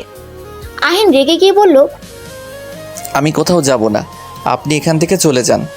জাফরিন ব্রুকুচকে আহিনের দিকে চোখ গরম করে তাকালো। তারপর আহিনকে কাঁধে তুলে নিয়ে বলে, ভালো কথাই কাজ হবে না জানতাম, আমাকেও তুমি চিনো না বাপু। আহিন গলা ছেড়ে চিৎকার করতে লাগলো। জাফরিন বিরক্ত হয়ে আহিনের মাথায় খুব জোরে একটা গাঁটটা মারলো। আহিন নিস্তেজ হয়ে মুখ থুবড়ে জাফরিনের কাঁধে পড়ে রইল। জাফরিন কিছুটা দূরত্বে বসে আপেল কাটছে। আহিন গম্ভীর মুখে সেদিকে তাকিয়ে আছে। জাফরিন তাকে জোর করে বাড়িতে তুলে নিয়ে এসেছে। এই মেয়েটা থেকে নিস্তার পেতে এত কিছু করলো, কিন্তু শেষ রক্ষে কিছুতেই হলো না। আপেলগুলো কেটে সাজিয়ে আহিনের সামনে রেখে বলল, এগুলো খেয়ে নে। আপনার সাথে আমার থাকা সম্ভব নয়, আর আমি আপনাকে ডিভোর্স দিতে চাই। এক নিঃশ্বাসে কথাটা বলল আহিন। জাফরিন 2 সেকেন্ড আহিনের মুখের দিকে তাকিয়ে হেসে বলল, সেটা আবার কি? আমি আপনাকে তালাক দিতে চাই। জাফরিন এক লাফে আহিনের কোলে উঠে বসে বলল, সেটা এই জীবনেও হচ্ছে না, আর কখনো হবেও না। তুই কবুল বলি সারা জীবনের জন্য আমার হয়ে গিয়েছিস। আহিন জাফরিনকে সরিয়ে দিয়ে বলল, কিসের কবুল, কিসের বিয়ে? একটা পরীর সাথে কখনো মানুষের বিয়ে হওয়া সম্ভব? একটু থেমে আবার বলল, আমার তো মনে হয় আপনি পরীও নন। আপনার আচার আচরণ সবই পেতনি শাকচুনির সাথে মিলে। আজীবন পরীদের সম্পর্কে যা শুনেছি আপনি সম্পূর্ণ বিপরীত।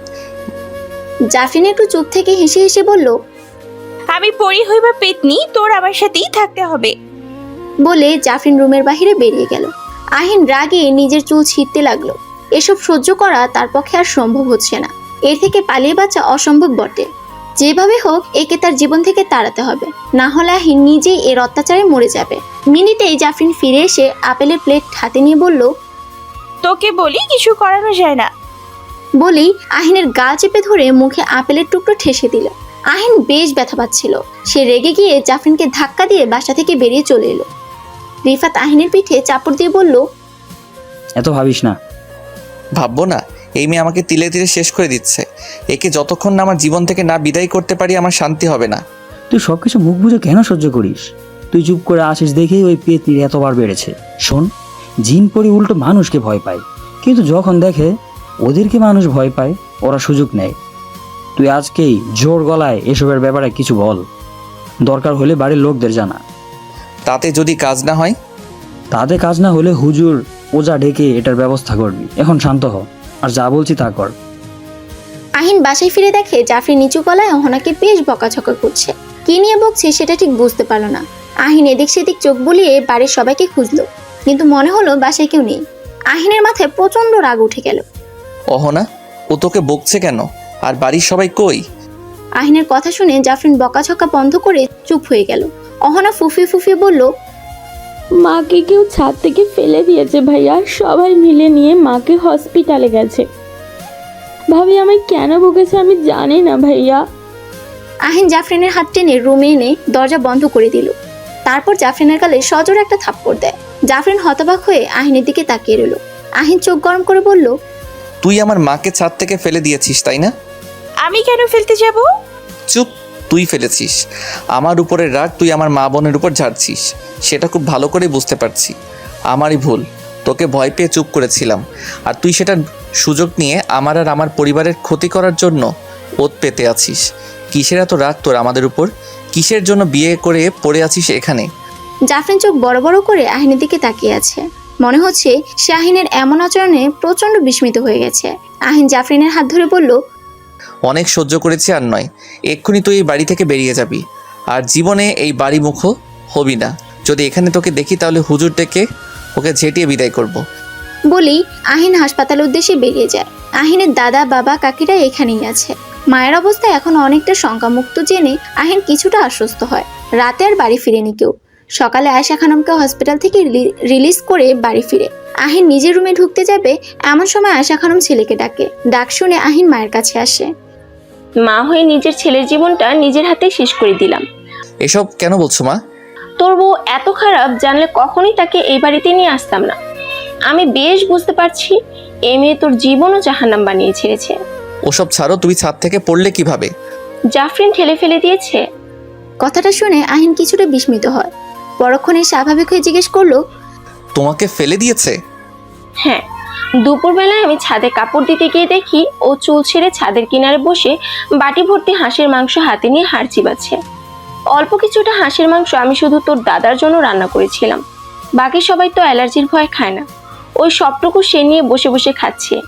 এই নিয়ে কিছু বলতেই আমাকে ঠেলে ছাদ থেকে ফেলে দিল। ভাগ্য ভালো নিচে তোর দাদা খড় শুকাতে দিয়েছিল, তাই বেশি খারাপ কিছু হয়নি। আহিন আর বসলো না। ভীষণ রাগ হচ্ছে ওর। জাফরিনকে আজ কয়েক গা লাগিয়ে শান্ত হবে সে। ছুটে রুমে এসে জাফরিনকে ডাকতে লাগলো আহিন। রুমে কেউ নেই। কাল রাতে যেমন দেখেছিল তেমনই আছে সব। জাফরিনকে ডাকতে ডাকতে বাইরে বেরিয়ে এসে সে অহনা ছুটে এসে বলল, ভাবি তো বাড়িতে নেই। কোথায় গেছে?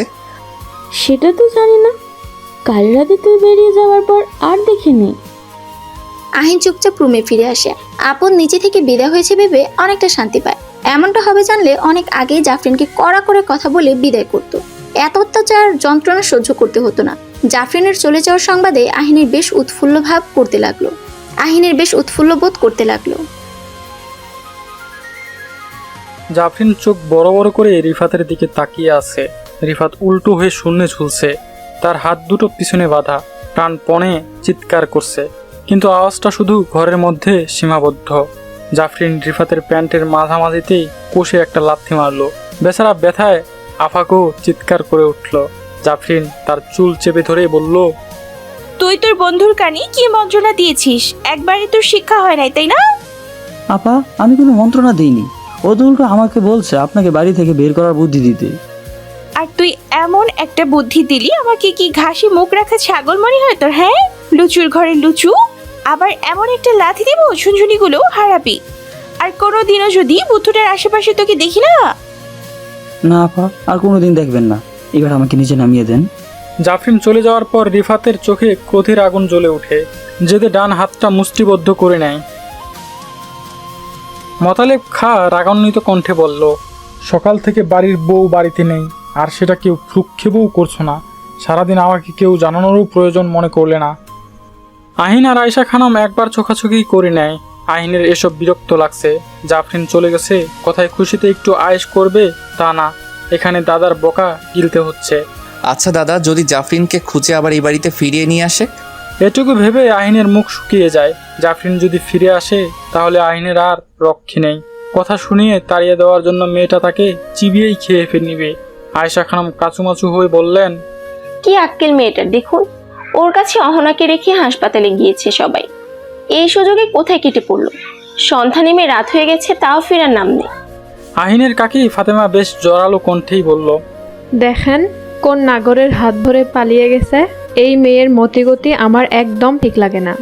সেদিন রাতে পানি খাওয়ার জন্য উঠে দেখি ছাদের দরজা খোলা। ছাদের দরজায় গিয়ে দেখি এই মেয়ে এক মাথা থেকে অন্য মাথা ঘুরছে, ফিস ফিস করে একা একা কথা বলছে।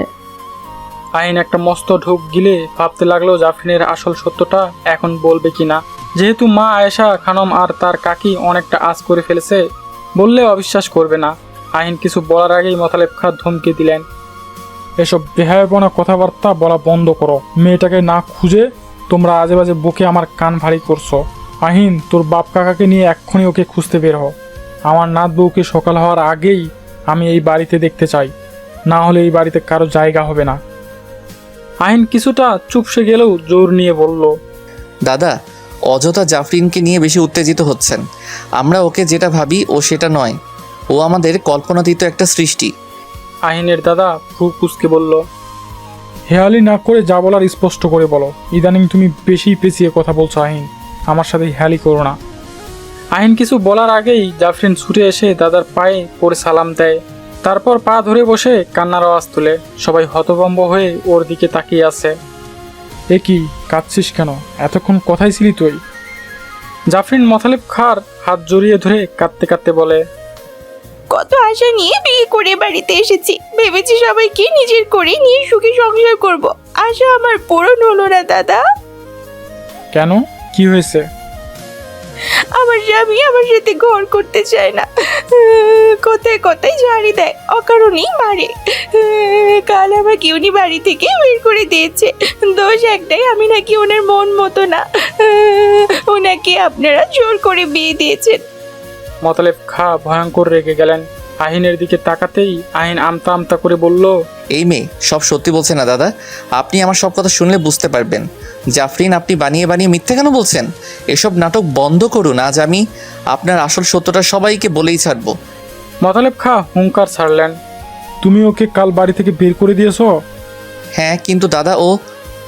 এর জন্য তোমাকে এই মুহূর্তে আমি ত্যায্য করে দিতে পারি, কিংবা কোনো কঠোর শাস্তি দিতে পারি। দাদা, আপনি আগে আমার কাছ থেকে শুনুন। ওকে, আজ থেকে জাফরিনের সব কথা তুমি অক্ষরে অক্ষরে পালন করবে। ও যা চায় তাই করবে, কোনো রকম ঝাড়ি বা গায়ে হাত তুলবে না। এটাই তোমার শাস্তি।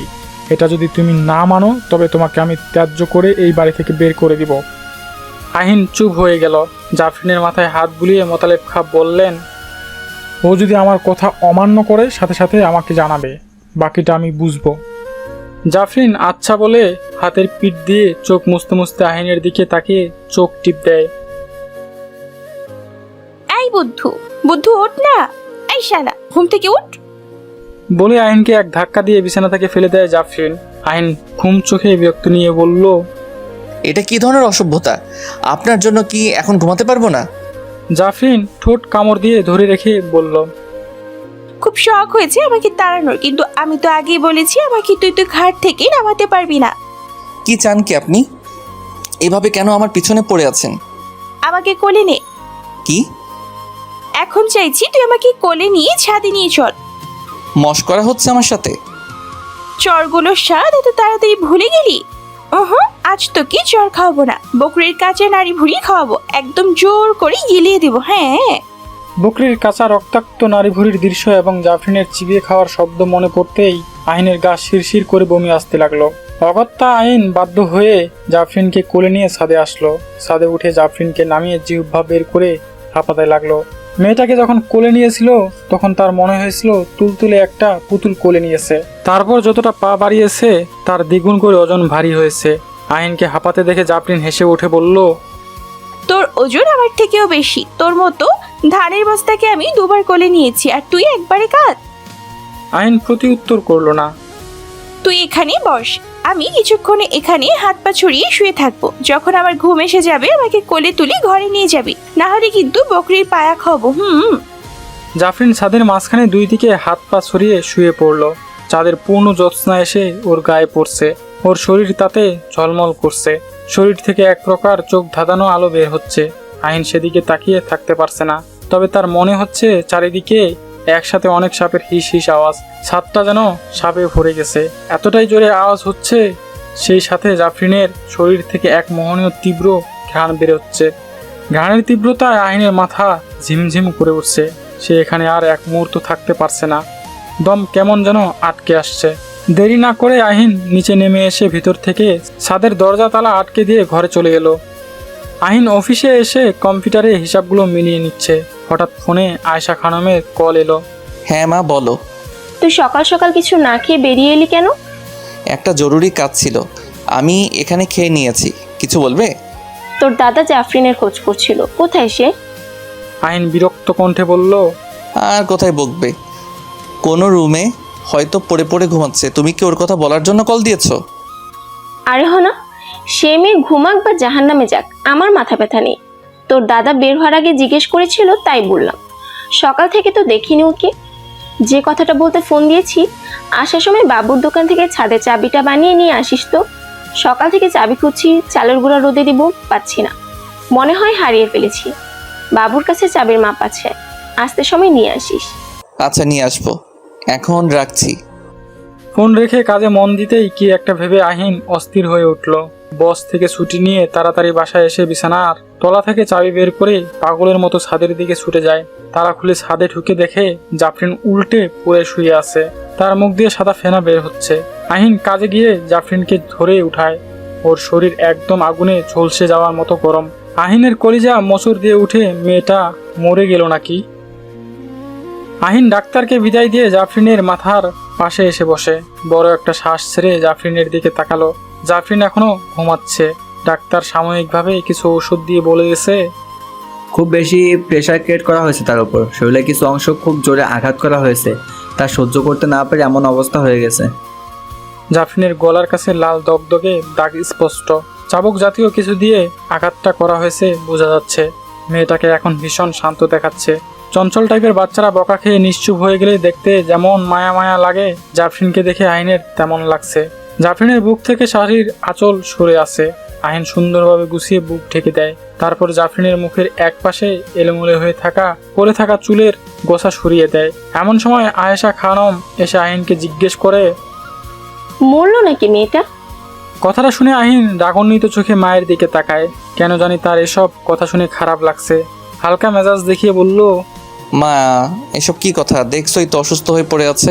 তোমার কি বিবেকবোধ নেই? কিসের বিবেক দেখাবো ওর জন্য? একটা ডাইনি এসেছে তোমার জীবনটা নষ্ট করতে। মরে আপদ বিদায় হলেই ভালো। তোর আবার ভালো দেখে একটা বিয়ে দিব। মা, তুমি এখান থেকে যাও। সহানুভূতি না দেখাতে পারো, কারো মৃত্যু কামনা করো না। আয়েশা খানম কিছু অপ্রস্তুত বোধ করে চলে গেলেন। আহিন আরেকবার জাফরিনের দিকে তাকালো। কেন জানি জাফরিনের মুখের দিকে তাকিয়ে তার ভীষণ মায়া লাগছে। জাফরিনের উপর তার যতই রাগ থাকুক, সে কখনো তার এমন অবস্থা দেখতে চায়নি। তাই হয়তো অনেক বেশি খারাপ লাগছে। জ্ঞান ফেরার পর জাফরিন গম্ভীর মুখে বসে আছে, কোনো কথাই বলছে না। রোজকার মতো পা দুলিয়ে আহিনকে কোনো রকম বিরক্তও করছে না। এক দৃষ্টিতে জানালার দিকে তাকিয়ে আনমনে কি যেন ভেবে চলছে। আহিন জাফরিনের সামনে বসে এক দৃষ্টিতে তাকিয়ে গলা ছেড়ে নিয়ে বলল, খুব বেশি ব্যথা আছে এখন? জাফরিন উত্তরে কিছু বলল না। একবার আহিনের দিকে তাকিয়ে আবার আগের মতো আনমনে বাইরের দিকে তাকিয়ে রইল। আহিন কিছুটা অবাক হলো, তারপর ভাবলো হয়তো অসুস্থ, তাই এমন চুপ হয়ে আছে। আহিন কয়েকবার খাবার খাওয়ার তাগাদা দিল, কিন্তু জাফরিন প্রতিবারই মাথা নাড়িয়ে জানালো সে খাবে না। খাবার না খেলে ওষুধ খাবেন কি করে? রাতে কিন্তু ব্যথায় ঘুম হবে না। জাফরিন নিচু কণ্ঠে বলল, আমার খেতে ইচ্ছে করছে না। কি খেতে ইচ্ছে করছে বলুন, তাই এনে দিচ্ছি। ওষুধটা কিন্তু খেতেই হবে, না হলে শরীর আরো বেশি খারাপ লাগবে। এইটুকু বলে আহিন চমকে উঠল। নিজের অজান্তেই সে বলে ফেললো, বুঝতে পারলো না মেয়েটা খাচ্ছে না বলে তার এত খারাপ লাগছে কেন। কেন মন বলছে জোর করে হলেও তাকে খাইয়ে দিতে। জাফরিন ছোট্ট নিঃশ্বাস ছেড়ে বলল, আপাতত তেমন কিছুই খেতে ইচ্ছে করছে না। আহিন একটু হতাশ হলো। হঠাৎ করে মেয়েটা এমন হয়ে গেল যে তার দেখেই কান্না পাচ্ছে। আশা করেছিল প্রতিবারের মতো আহিনের গলা জড়িয়ে না হলেও খুব উৎসাহ নিয়ে চোখ বড় বড় করে বলবে, আমার অমুক জিনিস খেতে ইচ্ছে করছে, এনে খাওয়াবি? আহিন মন ভার করে উঠে যেতেই জাফরিন আহিনের টি শার্টের অংশ টেনে বাচ্চাদের মতো আদশরে আবদার করে বলল, আমার না হয় খুব মায়ের হাতের ক্ষীরের পায়েস খেতে ইচ্ছে করছে, এনে খাওয়াবি? আহিনের মুখে হাসি ফুটে উঠল। তার মনে হচ্ছে জাফরিন যদি তাকে এমনভাবে চা এনে দিতে বলে, সে চা এনে দেওয়ার বাজিও ধরে ফেলতে পারবে। আয়েশা খানম রান্নাঘরে কিশমিশ, কাজু, ক্ষীরসহ নানা সরঞ্জাম দেখে আহিনের দিকে চোখ পাকিয়ে তাকিয়ে বলল, হঠাৎ এসব কিনে এনেছিস কেন? মা, জাফরিনের খুব ক্ষীরের পায়েস খেতে ইচ্ছে করছে। তো আমি কি করব? ও মায়ের হাতের পায়েস খেতে চেয়েছে। ওর মা আদৌ কোথায় আছে জানি না, এখন তো তুমি ওর মা। তোমার একটা অসুস্থ সন্তান যদি খেতে চায়, তুমি বানিয়ে খাওয়াবে না? ওকে আমি সন্তান তো দূরের কথা, তোর বউ হিসেবেও মানি না। আর যে আমাকে মেরে ফেলতে চেয়েছিল তাকে আমি নিজ হাতে পায়েস বানিয়ে খাবো, সেটা ভাবলি কি করে? আহিন শত বলেও আয়েশা খানমকে পায়েস বানাতে রাজি করতে পারলো না। অগত্যা সে বাইরে বেরিয়ে গেল। যে করেই হোক, যেখান থেকেই হোক, পায়েস এনে খাওয়াবে জাফরিনকে। রাতের দিকে আহিন বাসায় ফিরল ছোট্ট হাঁড়ি ভর্তি পায়েস নিয়ে। অনেক কষ্টে সদর থেকে পায়েস আনার ব্যবস্থা করেছে। রুমের দরজায় আসতেই ভিতরের দৃশ্য দেখে তার চোখ ছানা বড়া হয়ে গেল। সে কি স্বপ্ন দেখছে নাকি কল্পনা করছে, বোঝার জন্য কয়েকবার চোখ ডলে নিয়ে আবার তাকালো। মা জাফরিনকে খুব যত্ন করে পায়েস খাওয়াচ্ছে। জাফরিনের মুখের গম্ভীর ভাবটা অনেকটা উবে গেছে। খাওয়ানোর ফাঁকে মা খুব যত্ন করে জাফরিনের লম্বা চুলে খোপা করে দিলেন। শাড়ি বদলে অহনার একটা 3 পিস পরেছে জাফরিন। খুব মিষ্টি দেখাচ্ছে তাকে। মায়ের কথায় আহিনের ভাবনা ধ্যান ভাঙলো। তুই হাঁড়িতে করে কি পায়েস এনেছিস? হ্যাঁ, তুমি তো বললে পায়েস বানিয়ে দিবে না। বলেছি বলে কি বানিয়ে দিতে পারবো না? হাঁড়িটা আমায় দে, এটার পায়েস খাওয়ানো লাগবে না, আমি বানিয়ে খাইয়ে দিয়েছি। হঠাৎ কি হলো তোমার? আয়েশা খানম একটু চাপা সরে বললেন, মেয়েটার অসুস্থ বাচ্চা বাচ্চা মুখটা দেখে মনটা গলে গেল। তার উপর আধস্বরে বলে কি জানিস? মা, আপনার হাতে পায়েস না খেতে পারলে অক্ষণই যদি মারা যাই, আপনার আফসোস হবে না? এমন ভাবে বললে কি কেউ আর ঠিক থাকতে পারে? আহিন মুচকে এসে জাফরিনের দিকে তাকালো। মেয়েটার মধ্যে যে কার মন গলানোর অসীম একটা ক্ষমতা আছে। জাফরিন ওপাশ ফিরে ঘুমাচ্ছে। আহিন বারবার ঘাড় ফিরিয়ে দেখছে জাফরিন একবার এই পাশ ফিরে কিনা, কিন্তু জাফরিন আজ একটুও নড়ছে না। আর প্রতিদিন ঘুমালে তার হুঁশ থাকতো না। আহিন ঘুমের মধ্যেও জাফরিনের প্রচুর নড়াচড়ার কারণে যেমন তেমন ভাবে চর লাথি খেত। এই জন্য একদিন তো আহিন উঠে সোফাতে শুয়েছিল। জাফরিন তার টি শার্টের কলার ধরে খাটে ফেলে বলেছিল, তুই এখানেই ঘুমাবি, তোকে ছাড়া বিছানায় কিছু একটা নাই নাই লাগে। আহিন সেদিন ভ্যাবলার মতো মুখ করে ভেবেছিল, সেটাই তো, আমি না থাকলে ঘুমের মধ্যে আপনার চর থাপ্পড় কে খাবে? আর আজ অসুস্থ হয়ে মেয়েটা এতটাই চুপ হয়ে গেছে যে আজ ঘুমের মধ্যে একটুও নড়াচড়া করছে না। ব্যাপারগুলো কেন জানি আহিনের একটুও সহ্য হচ্ছে না। মন চাচ্ছে জাফরিনকে শক্ত করে চেপে ধরে বলুক, এত চুপ হলেন কেন? আপনাকে এভাবে দেখে আমার সহ্য হচ্ছে না, একটুও সহ্য হচ্ছে না। এমন সময় জাফরিন ঘুমের মধ্যে ফুপিয়ে ফুপিয়ে কেঁদে ওঠে। আহিন আচমকিত হয়ে তার দিকে তাকায়। পরক্ষণেই কিছু না ভেবেই জাফরিনকে বুকের কাছে টেনে নিয়ে শক্ত করে চেপে ধরে বলে, ভয় পেয়েছেন?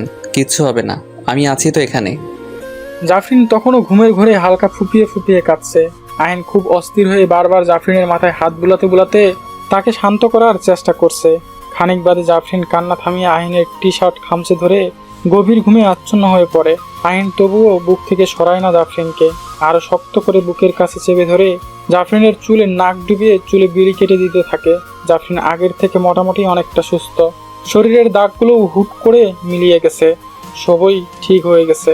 কিন্তু আগের মতো চঞ্চলতা ভাব যেন নেই। আহিনকে এরকম এড়িয়ে চলে, আগের মতো জ্বালায় না, খুব কমই কথা বলে, অতি দরকারি না হলে কথা বলে না, এমনকি উত্তরও দেয় না। এগুলো আহিনের মেনে নিতে কষ্ট হচ্ছে। কেন জানি তার মন চাচ্ছে জাফরিন তাকে খুব বিরক্ত করুক এবং আগের মতো জ্বালাক। এসব নিয়ে আহিন খুব অশান্তিতে ভুগছে। বাসার সবার সাথেই জাফরিন স্বাভাবিকভাবে কথা বলে, কিন্তু আহিনকে দেখা মাত্রই চুপ হয়ে যায়। তখন বোম মারলেও তার মুখ দিয়ে কথা বের হয় না। আহিনের কাছে খুব খারাপ লাগলেও সে জাফরিনকে মুখ ফুটে কিছু বলে না। আহিন বই পড়তে পড়তে আর চোখে কয়েকবার জাফরিনের দিকে তাকায়। জাফরিন জানালার পাশে হেলান দিয়ে দাঁড়িয়ে কি যেন ভাবছে। আজ তাকে বেশ পবিত্র দেখাচ্ছে, চুলগুলো বেশ যত্ন করে বাঁধা। কিছুদিন ধরেই সে আর চুল এলোমেলো করে রাখে না, শাড়িটাও বেশ গুছিয়ে পরে, বুক থেকে শাড়ির আঁচল সরে যায় না, আঁচল মাটিতে গড়াগড়ি খায় না। কিন্তু এতে আহিনের মন ভরে না, মনে হয় যেন আগের জাফরিনটাই বেশ ভালো ছিল। আমি যদি তোকে মুক্তি দিয়ে চলে যাই? জাফরিনের হঠাৎ বলা এই কথায় আহিন চমকে উঠে। জাফরিনের মুখের দিকে তাকিয়ে বোঝার চেষ্টা করে কথাটা কি সে মজা করে বলছে, কিন্তু জাফরিন বেশ স্বাভাবিকভাবেই কথা বলল। ঠিক বুঝলাম না। আমি যদি এখান থেকে চলে যাই তোকে মুক্তি দিয়ে আর কখনো ফিরে না আসি? পরপর দুবার একই কথা শুনে আহিন আর চুপ থাকতে পারল না। এবার তার সত্যিই মনে হচ্ছে জাফরিন মজা করে কথাটা বলেনি। বইটা বন্ধ করে রেখে বলল, কোথায় যাবেন? খানিকটা নিস্তব্ধতা। জাফরিনকে চুপ থাকতে দেখে আহিন তার পাশে এসে দাঁড়ালো। জাফরিনকে আজ একদম অন্যরকম লাগছে, মনে হচ্ছে একটা ছোট্ট নিষ্পাপ বাচ্চা। পৃথিবীর সব মায়া ওর স্নিগ্ধ কোমল মুখটায় জড়ো হয়েছে। জাফরিন জানালার গ্রিল ধরে বাইরের দিকে তাকিয়ে বলল, যেখান থেকে তোর জীবনে এসেছিলাম সিদ্ধান্ত নিয়ে ফেলেছি, আমি চিরদিনের মতো তোর থেকে দূরে সরে যাব। কথাটা শুনে আহিনের বুকটা কেমন মোচড় দিয়ে উঠল। এক অজানা কষ্টে তার মন ভার হয়ে এলো। কেন এমন হচ্ছে তার? কেনই বা এসেছিলেন আর কেনই বা চলে যাবেন? সেসব না হয় অজানাই থাক। সত্যি চলে যাবেন? কথাটা বলতে গিয়ে আহিনের চোখ দুটো ছলছল করে উঠল। সেটা লুকানোর জন্য অন্যদিকে মুখ ফিরিয়ে নিল সে। জাফরিন আহিনের দিকে তাকিয়ে একটা উপহাসের হাসি দিয়ে বলল, সেটাই তো চেয়েছিলি, কত চেষ্টাই না তোর বৃথা গেল। আহিন জাফরিনকে কিভাবে বোঝাবে? সে আজ খুব করে যাচ্ছে জাফরিন তার কাছে থাকুক, তাকে খুব করে জ্বালাক। এটা ঠিক, জাফরিনকে একসময় সে অনেক তাড়াতে চেয়েছিল জাফরিন তার জীবন থেকে দূর হোক। কিন্তু আজ তার চলে যাওয়ার কথা ভাবলেই বুকের বা পাশটা চিনচিন করে ওঠে। আহিনের প্রচণ্ড ইচ্ছা হচ্ছে জাফরিনের হাত দুটো শক্ত করে চেপে ধরে বলতে, আপনি কোথাও যেতে পারবেন না, সারা জীবন আমার কাছেই থাকবেন। কিন্তু কেমন যেন ইতস্তত বোধ হচ্ছে তার। ভীষণ ভয় হচ্ছে অধিকার দেখাতে। জাফরিনকে এভাবে বললে কি সে বুঝতে পারবে আহিনের মনে কি চলছে? কেন আহিন চাচ্ছে না সে চলে যাক? জাফরিন শান্ত দৃষ্টিতে আহিনের দিকে তাকিয়ে বলল, জানিস আমি খুব খারাপ একটা পড়ি, তাদের দলের অন্তর্ভুক্ত যারা মানুষের ক্ষতি করে বেড়ায়। আমার কাজই হচ্ছে অন্যকে তিলে তিলে কষ্ট দিয়ে মেরে ফেলা কিংবা পাগল করে দেওয়া। কথাগুলো শুনে আহিনের কোনো রিয়াকশনই হচ্ছে না। তার এসব শুনতে ভালোই লাগছে না। আহিন প্রসঙ্গ পাল্টাতে বলল, এখন কি আমার উপর অতিষ্ঠ হয়ে চলে যাওয়ার সিদ্ধান্ত নিলেন? কারো উপর আমার সিদ্ধান্ত নির্ভর করে না, কারো কোনো কিছুই আমাকে স্পর্শ করে না। আমি যে সিদ্ধান্ত নিই তাতে আমি অটল থাকি। আহিনের কেমন জানি কান্না পেয়ে যাচ্ছিল।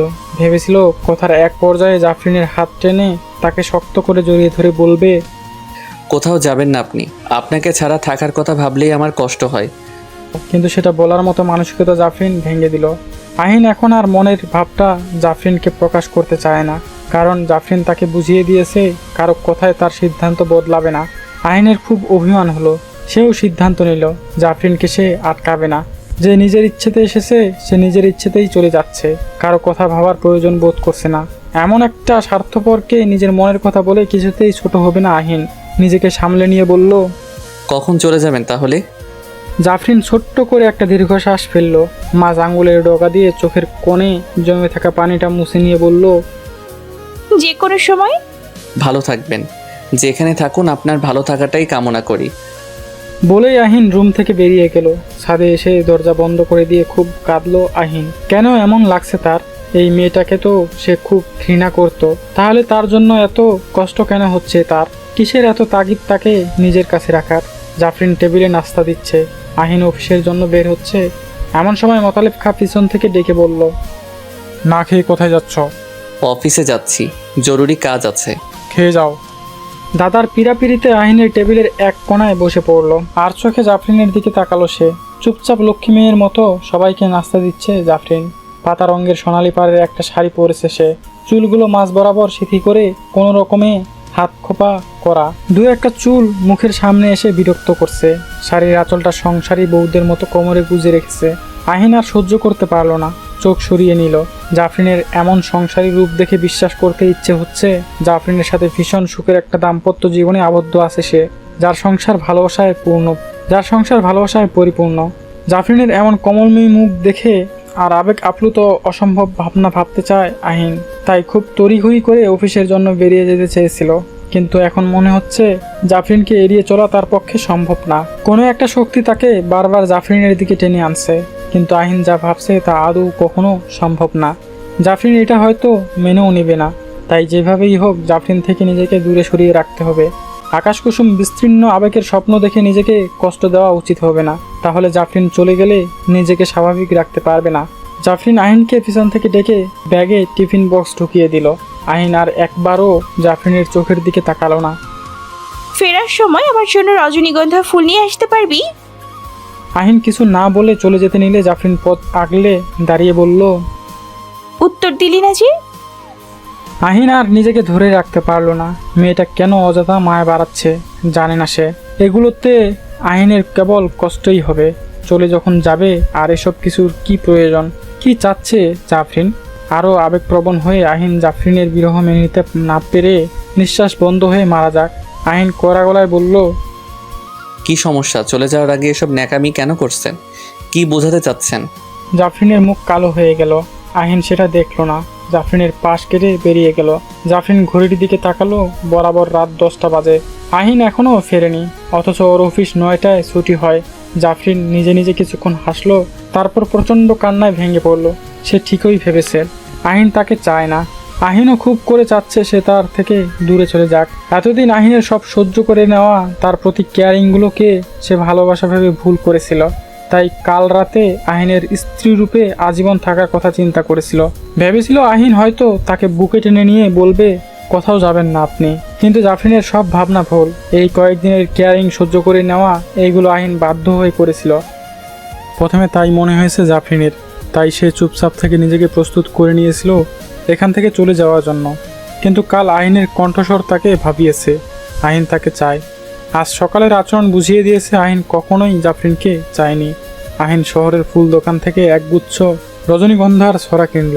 বড় বড় নরম তুলতুলে রসগোল্লা ভর্তি বড় সাইজের হাড়ি নিয়ে বাড়ির দিকে রওনা দিল। সকালের আগের মাথায় জাফরিনের সাথে খারাপ আচরণ করার পর থেকেই তার মনটা খসখস করছে। তার মন খুব করে বলছে জাফরিনকে একবার অন্তত না চলে যাওয়ার অনুরোধ করতে, মনের কথাটা বলতে। তারপর যা হবার তা হবে। এসব শুনেও যদি জাফরিন চলে যায়, তাও আহিনের এইটুকু আফসোস থাকবে না। জাফরিনকে নিজের মনের কথাটা বলতে না পারলে সারা জীবন একটা কঠিন কষ্টে জ্বলে মরবে সে। তাই আজ যাই হোক সে বলবেই। আহিন ঘড়ির দিকে তাকায়, 10:50।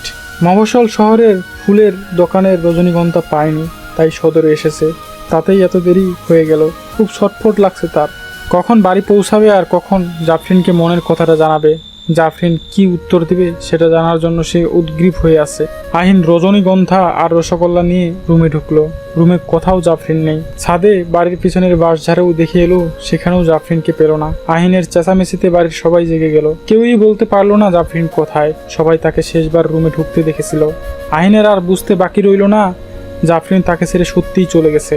আর কখনোই সে আহিনের কাছে ফিরবে না। আহিনের অনুভূতিগুলোকে সে দাম দিল না। আহিন উদাস চোখে সিলিং ফ্যানের দিকে তাকিয়ে আছে। তার মনে হচ্ছে এখনই হয়তো জাফরিন সেখানে দৃশ্যমান হবে এবং পা দোলাতে দোলাতে চোখ বড় বড় করে আহিনের দিকে তাকিয়ে হাসি দিবে। আহিনের চোখ দুটো মুহূর্তেই ঝাপসা হয়ে এলো।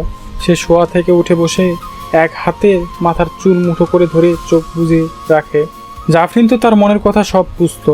এটা বুঝতে পারেনি সে খুব করে চাইছিল জাফরিন তার কাছে থাকুক। আর ভাবতে পারছে না আহিন, জাফরিনকে ছাড়া ঘরটা ভীষণ শূন্য লাগছে। আয়েশা খানম পাশে দাঁড়িয়ে ছেলেটার মাথায় আলতো করে হাত রাখলেন। আহিন চমকে উঠে ঠিক হয়ে বসলো। এত ভাবলে কি সে ফিরে আসবে? সে মায়া লাগাতে এসেছিল, মায়া লাগিয়ে চলে গেছে। তার যদি যাওয়ার হতো, তোকে মেনে নিতে কষ্ট হচ্ছিল বুঝলে, আরো আগে কেন গেল না? আমি জানি না, এসব নিয়ে কোনো প্রশ্ন করো না মা। আয়েশা খানম চুপ হয়ে গেলেন। ছেলে তার স্বীকার করুক বা না করুক, দুজনের মধ্যে কিছু তো একটা হয়েছে যার জন্য জাফরিন কাউকে কিছু না জানিয়ে চলে গেছে। আয়েশা খানমের একবার মনে হলো শ্বশুরকে জিজ্ঞেস করবে জাফরিন তার বাপের বাড়ি গেছে কিনা। পরক্ষণেই মনে পড়লো তার শ্বশুর তাকে আগেই বলেছিলেন জাফরিন এতিম, ছোটবেলায় তার জায়গা হয় এতিমখানায়। মেয়েটার জন্য বেশ টান অনুভব করেছেন তিনি। আহিন অভিমানে প্রথম জাফরিনের কথা মনে আনতে না চাইলেও এখন খুব খারাপ লাগে তার। মনে না এনে থাকতে পারে না। রাতে ছাদে উঠে বসে থাকে এই আশায় জাফরিন আবার ফিরবে।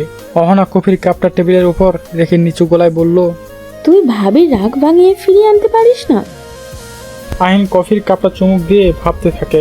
অহনাকে জাফরিন চর মারার পরেও অহনা কোনো টু শব্দ করেনি, জাফরিনের উপর রাগও করেনি। অথচ ওকে কেউ একটু বকে দিলে তার সাথে তুলকালাম করে ছাড়ে। অহনাকে কাছে ডেকে পাশে বসায় আহিন। সত্যি করে একটা কথা বলবি? কি কথা? জাফরিন তোকে সেদিন চর মেরেছিল কেন? অহনা চুপ হয়ে নিচের দিকে তাকিয়ে থাকে। লজ্জায় তার মুখ লাল বর্ণ ধারণ করেছে। মনে মনে ভাবছে ভাইয়াকে কিভাবে বলবে সে কথা। অহনা আস্তে করে বলল, সে কথা আমি তোকে বলতে পারবো না। কেন? কি এমন করেছিস তুই যে তোকে চর মারলো? ভাবি বারবার সাবধান করার পরও তার কথা শুনিনি, তাই শাসন করেছে। এর চেয়ে আর বেশি কিছু বলতে পারবো না আমি। আহিনা আর জোর করলো না, অন্য প্রসঙ্গে বলল, তোর মনে হয় জাফরিন ছাদ থেকে মাকে ফেলে দিতে পারে? অহনা চোখ তুলে আহিনের দিকে তাকায়। এটা আমার বিশ্বাস হয় না ভাইয়া। আমার মনে হয় মা মাথা ঘুরে পড়ে গিয়েছিল। ভাবির সাথে তখন একটু মন কষাকষি ছিল, তাই হয়তো ভাবির গাড়ি দোষ দিতে চেয়েছে। আহিন চুপ করে রইল। এই কথাটা গ্রহণযোগ্য হলেও এটা মানতে পারছে না। মা যদি জাফরিনকে মিথ্যে বলে দোষী করতে চাইতো, তবে এটা কখনোই বলতে পারতো না জাফরিন পা দোলাতে দোলাতে খাবলা তুলে মাংস খাচ্ছিল। সব কেমন যেন এলোমেলো লাগছে তার। কোনো হিসাবে জাফরিন ক্ষতি করতে পারে বলে মনে হয় না, কোনো হিসাবে পুরো উল্টাটাই মনে হয়। মোতালেব খা আতশোয়া অবস্থায় চোখ বুজে আছেন। এমন সময় আহিন সালাম দিয়ে তার পাশে বসলো। মোতালেব খা সালামের উত্তর দিয়ে পা গুটিয়ে বসে আহিনের দিকে তাকালেন। ছেলেটার মুখ চোখ অনেক শুকিয়ে গেছে। আহিন শান্ত গলায় জিজ্ঞেস করলো, দাদা আপনি জানেন জাফরিন কোথায় যেতে পারে? যদি জানতাম এক্ষুনি ওকে ঘাড় ধরে এখানে নিয়ে আসতাম, কিন্তু আগে এটা জানা দরকার ও এখান থেকে কেন চলে গেল। তুমি কি বলেছো ওকে? স্বামী স্ত্রীর মধ্যে তো সামান্য মনোমালিন্য হয় দাদা। ওর বাবার বাড়িতে যায়নি তো? ওর বাবার বাড়ি নেই, ও এতিমখানায় বড় হয়েছে। একদিন পথে আমি স্ট্রোক করেছিলাম, আল্লাহর রহমতে ওর বুদ্ধিতে বেঁচে গেছিলাম। তখনই ঠিক করে নেই ওকে আমার নাত বউ করবো। আহিন দীর্ঘশ্বাস ছাড়ল। তাহলে তার ধারণাই ঠিক, জাফরিন যে একজন পরী এই বিষয়ে দাদাও অবগত নন। কিন্তু জাফরিনকে এখন খুঁজবে কোথায়? সে কোথায় পাবে তাকে?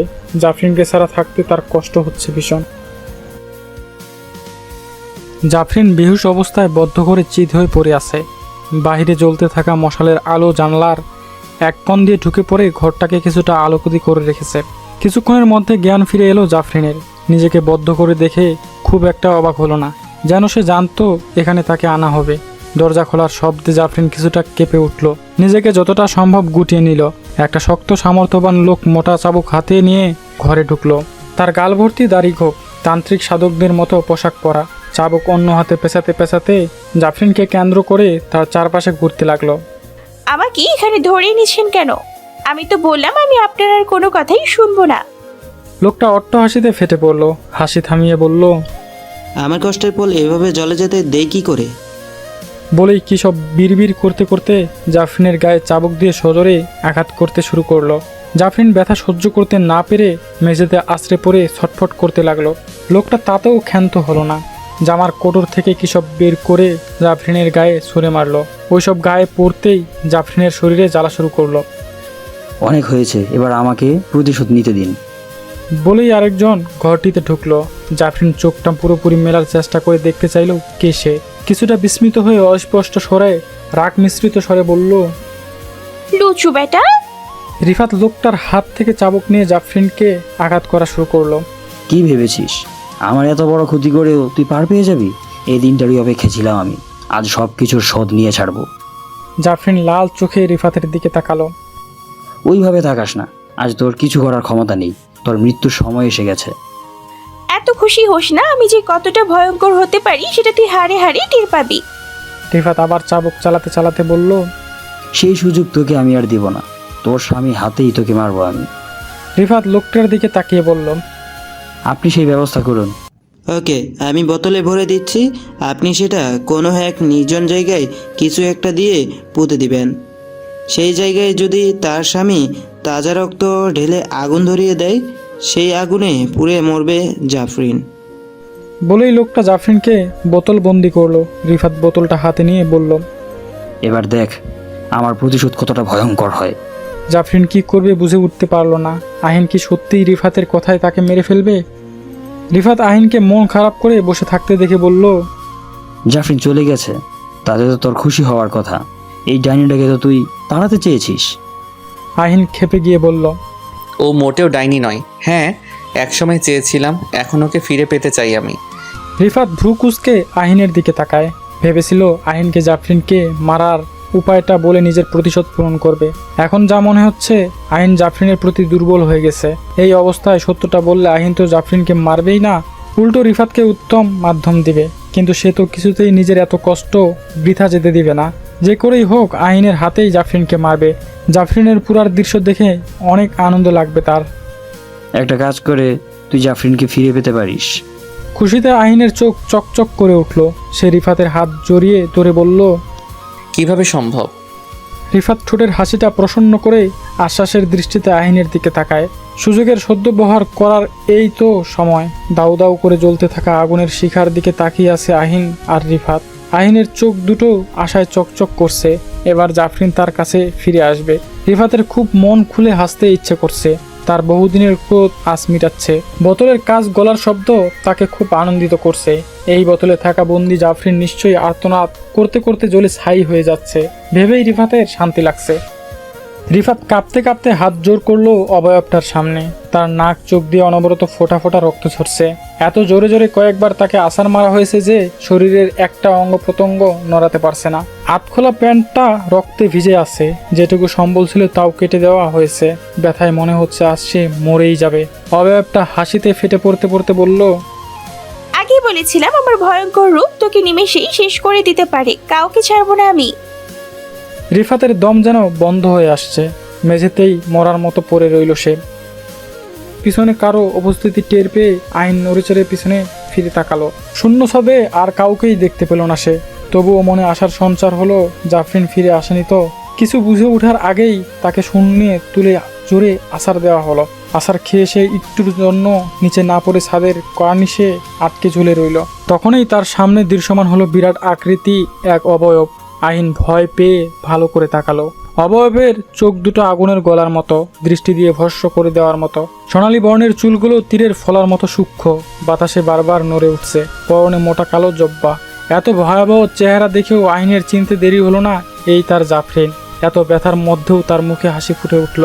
চোখ দুটো খুশিতে টলমল করছে। কিছু বলার আগে জাফরিন তার গলা চেপে শূন্যে উড়িয়ে অন্য একটা নির্জন জায়গায় নিয়ে এলো। আহিনের কষ্ট হচ্ছে। এত জোরে আগে কখনো জাফরিন তার গলা চেপে ধরেনি। এক্ষুনি যেন রুহুটা তার গলা দিয়েই বের করে আনবে। অবয়বটা নির্জন জায়গায় এনে মাটিতে ছুঁড়ে মারলো আহিনকে। আহিন সেভাবেই পড়ে রইল। এক বিন্দু জোর পাচ্ছে না উঠে বসার। এদিকে তার ঠোঁট ফেটে রক্ত ঝরছে। আহিন ঘাটটা ঘুরিয়ে চারদিকে তাকালো। এখানে ঘন বাঁশঝাড় ছাড়া আর কিছুই চোখে পড়ছে না। পরে সে জায়গাটা চিনতে পারলো। এটাই সেই পুরনো পরিত্যক্ত কবরস্থান যেখানে সে পরশুদিন রিফাত সহ এসে আগুন জ্বালিয়েছিল।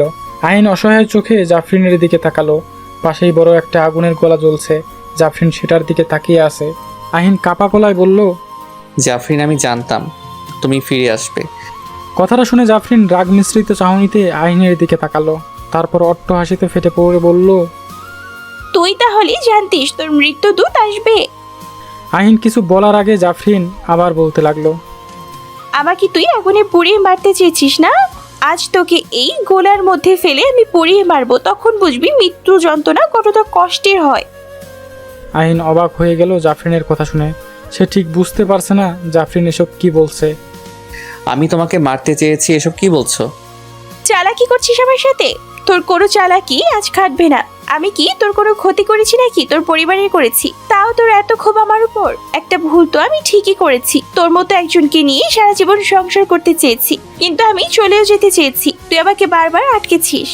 তোর মনের কথাগুলো বুঝে আমি তোর কাছে থেকে গেছি, এই ভেবেই তুই আমাকে চাস, কিন্তু আমি ভুল করেছি। আহিনের মনে হলো আফরিন কোনো কিছু নিয়ে তাকে ভুল বুঝে আসছে, এই ভুল ভাঙানোটা প্রয়োজন। জাফরিন, তুমি একটু ভুল করনি। তুমি জানো আমি কত আশা নিয়ে সেই রাতে রজনীগন্ধা নিয়েই ফিরেছিলাম, কিন্তু এসে তোমাকে পেলাম না। চুপ কর বেঈমান, তোরা মানুষ আসলেই খারাপ। আজ বুঝলাম আমরা এমনি এমনি তোদের ক্ষতি করতে আসি না, তোদের মতো অজাত বেঁচে আছে বলেই আমরা স্বাভাবিক জীবনযাপন করতে পারি না, নিজের পরিবারের কাছে পাই না। বলে জাফরিন দুহাতে মুখ ঢেকে কাঁদতে লাগলো। আহিন ঠিক কি বলে জাফরিনকে বুঝাবে বুঝতে পারছে না। তার শুধু মনে হচ্ছে আজ যদি জাফরিনকে কিছু বলতে না পারে সারা জীবনেও পারবে না। জাফরিন আজ তার ভয়ঙ্কর আসল রূপ নিয়ে এসেছে। হয়তো আহিনকে মেরেই সে শান্ত হবে। আহিনের মরতে আফসোস নেই, জাফরিনকে তো আর সে কম কষ্ট দেয়নি। জাফরিন, আমি তোমাকে কিছু বলতে চাই। তোর কোনো কথার ফাঁদে আমি পড়তে চাই না। তোরা মানুষরা দুর্বলতার সুযোগকে খুব ভালোই কাজে লাগাস। আজ তোকে আমি সেটা করতে দিব না, তোকে এই আগুনের গোলায় ফেলে পুড়িয়ে মারবো। বলেই আহিনকে উপরে তুলে নিয়ে বলের মতো আগুনের গলার মাঝে ছুড়ে দিল জাফরিন। জাফরিনের চোখ বরাবর ঝাপসা হয়ে আসছে। একজন মানুষের জন্য তার গোত্রের কেউ এভাবে চোখের পানি ফেলেছে কিনা তার জানা নেই। আফসোস আর কষ্ট দুটোই হচ্ছে তার। ইস, যদি সে আহিনের কাছে কখনো না আসতো। আহিনের পিঠের খানিকটা আগুনের আঁচে পুড়ে গেছে। সেই ক্ষতস্থানে জাফরিন হাত বুলাতে বুলাতে কাঁদছে। সে পারেনি আহিনকে পুড়িয়ে মারতে। কেমন এক অজানা মায়া তাকে গ্রাস করেছিল। আবেগের কাছে তার বিবেক হার মেনে গেল। আগুনে পোড়ার আগেই সে আহিনকে তুলে নিয়ে বাসায় আসে। রাগের চেয়ে ভালোবাসার শক্তি আসলেই অনেক বেশি। আয়েশা খানম এসে দরজায় নক করে। জাফরিন তাড়াতাড়ি চোখ মুছে চাদরটা আহিনের ঘাড় অবধি টেনে দরজা খুলে। আয়েশা খানম জাফরিনকে বুকে টেনে দু গালে চুমু খেয়ে বলে, স্বামীর উপর রাগ করে সংসার ছেড়ে যেতে আছে পাগলি মেয়ে? জাফরিন থ হয়ে আয়েশা খানমের বুকের কাছে পড়ে রইল। সবাই কেন তার আফসোস বাড়াচ্ছে। এর মধ্যে অহনা বড় এক আচারের বয়াম হাতে করে এনে বলে, ভাবি দেখো, তোমার জন্য আমি আচার বানিয়ে রেখেছি, 1 ঘন্টায় খেয়ে শেষ করো তো দেখি। তারপর জাফরিনের হাতটা চেপে ধরে বলল, দোহাই তোমার, আমার এই পাগল ভাইয়ের যাই বলুক, এভাবে রাগ করে আর কখনো যেও না ভাবি। জাফরিনের ভীষণ কাঁদতে ইচ্ছে হচ্ছে। এত ভালোবাসার ঋণ শোধ করার ক্ষমতা তার সত্যিই নেই। এরা তাকে কখনো তার আসল রূপ ব্যবহার করতে দেবে না। তার যত খারাপই থাকুক না কেন, এই ভালোবাসায় সবটা মিহিয়ে যাবে। আহিন জাফরিনকে চুপ করে বসে থাকতে দেখে বলে, মারনি আমায়? জাফরিন পা দোলাতে দোলাতে আচারের গোটা চুষতে চুষতে বলল, তোকে মারলে জ্বালাতাম কাকে? আহিন এক লাফে উঠে এসে জাফরিনকে ধরে বলল, তাহলে সত্যিটার থেকে পালিয়ে বেড়াচ্ছ কেন? আমার সত্যিটা এর থেকেও বেশি ভয়ঙ্কর। আমি এসেছিলাম তোদের পরিবারের ক্ষতি করতে। তোদের পরিবারের উপর কেউ কুনজর ফেলেছে, সেই কারণে এক তান্ত্রিক আমাকে পাঠিয়েছে অল্প অল্প যন্ত্রণা দিয়ে তোদের শেষ করতে। তার কথা কেন শুনেছ? আমি সেই 10 বছর বয়স থেকে তার হাতে বন্দি। আমার মতো অনেকেই তার হাতে বন্দি। তারাও আমার মতো জানে না তাদের মা বাবাকে। আমাদের কাজ শুধু তার হুকুম তালিম করা। আমাদেরকে বশ করে যত খারাপ কাজ আছে সব করতে বাধ্য করেছে। কথা না শুনলে তার পালিত জিন দিয়ে শারীরিক অত্যাচার করতো কিংবা মেরে ফেলতো। চাবুকের বাড়ি এক একটা চামড়া ভেদ করে মাংসে রেবে যেত। কথাগুলো শুনে আহিনের শরীরের পশম দাঁড়িয়ে যায়। আমার মাঝে মাঝে মনে হয় আমি কোনো খারাপ পরি নই। আমাকে যেমন ভাবে চালনা করা হয়েছে, যে পরিবেশে ছিলাম আমি ঠিক তেমনই হয়েছি। ক্ষতি করতে এসেও করনি কেন? পারিনি। আমি যাকে কালিমা পরে বিয়ে করেছি তার ক্ষতি করতে মন সায় দেয়নি। তবে তান্ত্রিক আমাকে একা পাঠায়নি। সাথে আরেকটা জঘন্য জিনকেও পাঠিয়েছিল, যে তোমার বোন অহনার গোসলের সময় তার নগ্ন শরীর দেখি তার সাথে সঙ্গম করতে চেয়েছিল। এই জন্য আমি অহনাকে বারবার নগ্ন হয়ে গোসল করতে বারণ করেছিলাম। তার বাচ্চা মন এসব আমলে নেয়নি, তাই সেদিন বাধ্য হয়েই শাসন করেছিলাম। তোমার মাকেও আমি ফেলিনি, সেই জিন আমার শরীরের রন্ধ্রে প্রবেশ করে এসব করেছে। সেদিন রাতে তোমার কি হয়েছিল? পূর্ণ চাঁদের আলোয় আমাদের শক্তি বৃদ্ধি পায়, তখন আমরা শক্তি শূন্য থাকি। আমি আজ করতে পেরেছিলাম এই সময় তান্ত্রিক বা জিন আমার উপর হামলা করতে পারি, তাই তোকে বলেছিলাম সেখানে থাকতে, কিন্তু তুই চলে গেলি। সেই সুযোগে ওরা আমাকে চাবুক দিয়ে আঘাত করে। আহিনের কথাটা শুনে খুব খারাপ লাগছে। কত বড় ভুলটাই না করেছিল সে। আমি এখন আর তোদের সাথে থাকতে চাচ্ছি না। একজন খারাপ পরীর সাথে আজীবন তোর কাটানো ঠিক হবে না। আমাকে তালাক দিয়ে দে তুই। আহিন জাফরিনের মুখটা চেপে ধরে বলল, এটা কখনোই হবে না। আমাকে সারা জীবন চালানোর দায়িত্বটা তোমায় নিতেই হবে। বিনিময়ে তুমি খারাপ জিনিসগুলো ত্যাগ করো। কিন্তু তোর পরিবার? কেউ এসব কখনোই জানবে না। জাফরিন আর কিছু বলতে পারে না। আহিনের বুকে মাথা ঠেকে কান্নায় ভেঙে পড়ে। আহিন আস্তে আস্তে জাফরিনের চুলে বিলি কেটে যায়। জাফরিন একটু চুপ থেকে খিলখিলিয়ে হেসিয়ে বলে, আমাকে শেষবারের মতো বকরি এনে খাওয়াবি? আহিনের শরীর গুলিয়ে ওঠে। পানসে মুখ করে বলে, আবার? হ্যাঁ, এবার দুজনে একসাথে গাছে বসে খাবো, কেমন? কথাটা শুনে আহিনের মাথা ঘুরতে থাকে। জাফরিন কাদের উপর পড়ে ওয়াক ওয়াক করতে থাকে আর জাফরিন খিলখিল করে হাসতে থাকে। আহিন আর জাফরিন পাশাপাশি বসে আছে ছাদের রেলিংয়ে। জাফরিন অভ্যাস মতোই পা দোলাচ্ছে আর মাথাটা আহিনের কাঁধের উপর রেখে গুনগুন করছে। আহিন পিঠের পিছনে হাত দিয়ে জাফরিনকে শক্ত করে বুকের কাছে জড়িয়ে রেখেছে। জাফরিনের দিকে যতবার তাকায় নিজেকে খুব সুখী একজন মানুষ মনে হয়। জাফরিন আহিনের কথায় নিজের খারাপ সত্তাকে ত্যাগ করে খুব মন দিয়ে সংসার করতে ব্যস্ত হয়ে গেছে। আগের মতো বাচ্চামি খুব একটা করে না, তবু আহিনকে ভয় দেখানোর জন্য মাঝে মাঝে বকরি খাওয়ার কথা বলে। ছেলেটার মুখের অবস্থা যা হয় তা দেখে ওর প্রচণ্ড হাসি পায়। এত ভীতু কেন তার স্বামীটা, ভেবেই খিলখিল করে হেসে ওঠে জাফরিন। আহিন হাসির শব্দে জাফরিনের দিকে মুগ্ধ দৃষ্টিতে তাকায়। হাসলে মেয়েটার বাচ্চা বাচ্চা ভাবটা ফিরে আসে। হাসছো কেন? তুই কি ভিতরে বুদ্ধু? একসময় ছিলাম বটে, এখন পরীর সাথে থেকে থেকে সাহসী হয়ে গেছি। না হলে কি রাত 3টা বাজে কেউ পরীর সাথে ছাদে উঠে বসে থাকে? জাফরিন কৃত্রিম রাগ দেখায়। পরিচয়টা তার এখন আর ভালো লাগে না। শুনলেই অতীত মনে পড়ে যায়। কত মানুষের ক্ষতি করেছে এই পরিচয়ে। পরি করিস কেন সব সময়? আমি এখন পরি নই, তোর বিয়ে করা বউ। বারবার বারণ করার পরও কেন ডাকিস আমাকে ওই পরিচয়ে? আহিন বেশ মজা পায় জাফরিনের রাগ দেখে। অথচ এই পরিচয়ে বিয়ের প্রথম রাত থেকে তাকে ভয় দেখিয়ে এসেছে, করুণ অবস্থা করে ছেড়েছে। এখন কিনা এই পরিচয়ে শুনলেই রাগ করে। আহিন জাফরিনের কপালে ঠোঁট ছুঁয়ে বলে, এত রাগ করো কেন? এই পরিচয় তো তুমি প্রথম রাতে দিয়েছিলে। কতদিন ভয় দেখিয়েছো বলো? জাফরিন গোমরা মুখ করে আহিনের দিকে তাকায়, তারপর হাসি প্রসারিত করে বলল, পরি যখন করিস আমাকে বকরি এনে খাওয়া। কথাটা শুনে আহিনের মুখ কালো হয়ে গেল। জাফরিন খিলখিল করে হাসতে থাকে। আহিন পানসে মুখ করে বলে, এসব বলে খুব মজা নাও না? তো চেহারাটা না দেখার মতো হয়, বুঝলি? আহিনও জাফরিনের হাসির সাথে তাল মিলায়। মেয়েটার সহ্য ক্ষমতা প্রচুর, কোনো কিছুতেই মন বেশিক্ষণ খারাপ করে থাকে না। সময় যত যাচ্ছে তার জাফরিনের গুণগুলো বেশ ভালো লাগছে। 1 বছর আগে অজানা কারণবশত জাফরিনের গর্ভের বাচ্চাটা নষ্ট হয়ে গেছে। তারপর থেকে সে বেশ চেষ্টা করছে আবার ঘর আলো করার জন্য, কিন্তু এখনও কোনো সুসংবাদ আসেনি। তাও এই 2 বছরের সংসারে দুজনের ভালোবাসার কোনো ঘাটতি নেই। অনাগত বাচ্চার কথা ভেবে যখন আহিনের মনটা ভার হয়ে আসতো, জাফরিন বুঝতে পারতো। আহিনের টি শার্টটা খামচে ধরে বলতো, পরীর গর্ভে কখনো মানুষের বাচ্চা জন্ম নেয় না, শুধু শুধু আশা করে আছিস। আহিন হাসি খুশি মুখে বলতো, আল্লাহ চাইলে কি না সম্ভব বলো? যদি ভাগ্যে না থাকে তবে আফসোস নেই। আমার জীবনের সেরা প্রাপ্তি হলে তুমি, আর কিছু প্রয়োজন নেই। তারপর থেকে জাফরিন আর কখনো এসব বলতো না। আহিন ভেবে নিয়েছিল জাফরিন হয়তো কথাটায় বেশ সান্ত্বনা পেয়েছে। জাফরিন অবাক দৃষ্টিতে আহিনের দিকে তাকিয়ে আছে। আহিন বকরির মাংস রান্না করতে ব্যস্ত, বেশ যত্ন সহকারে সব নিজের হাতে করছে। ক্ষীরের পায়েসও বসিয়ে দিয়েছে বাইরের ইটের চুলায়। জাফরিনকে সামনে বসিয়ে রেখেছে, কিছুতে হাত লাগাতে দিচ্ছে না। জাফরিনের চোখ দুটো বারবার ছলছল করে উঠছে।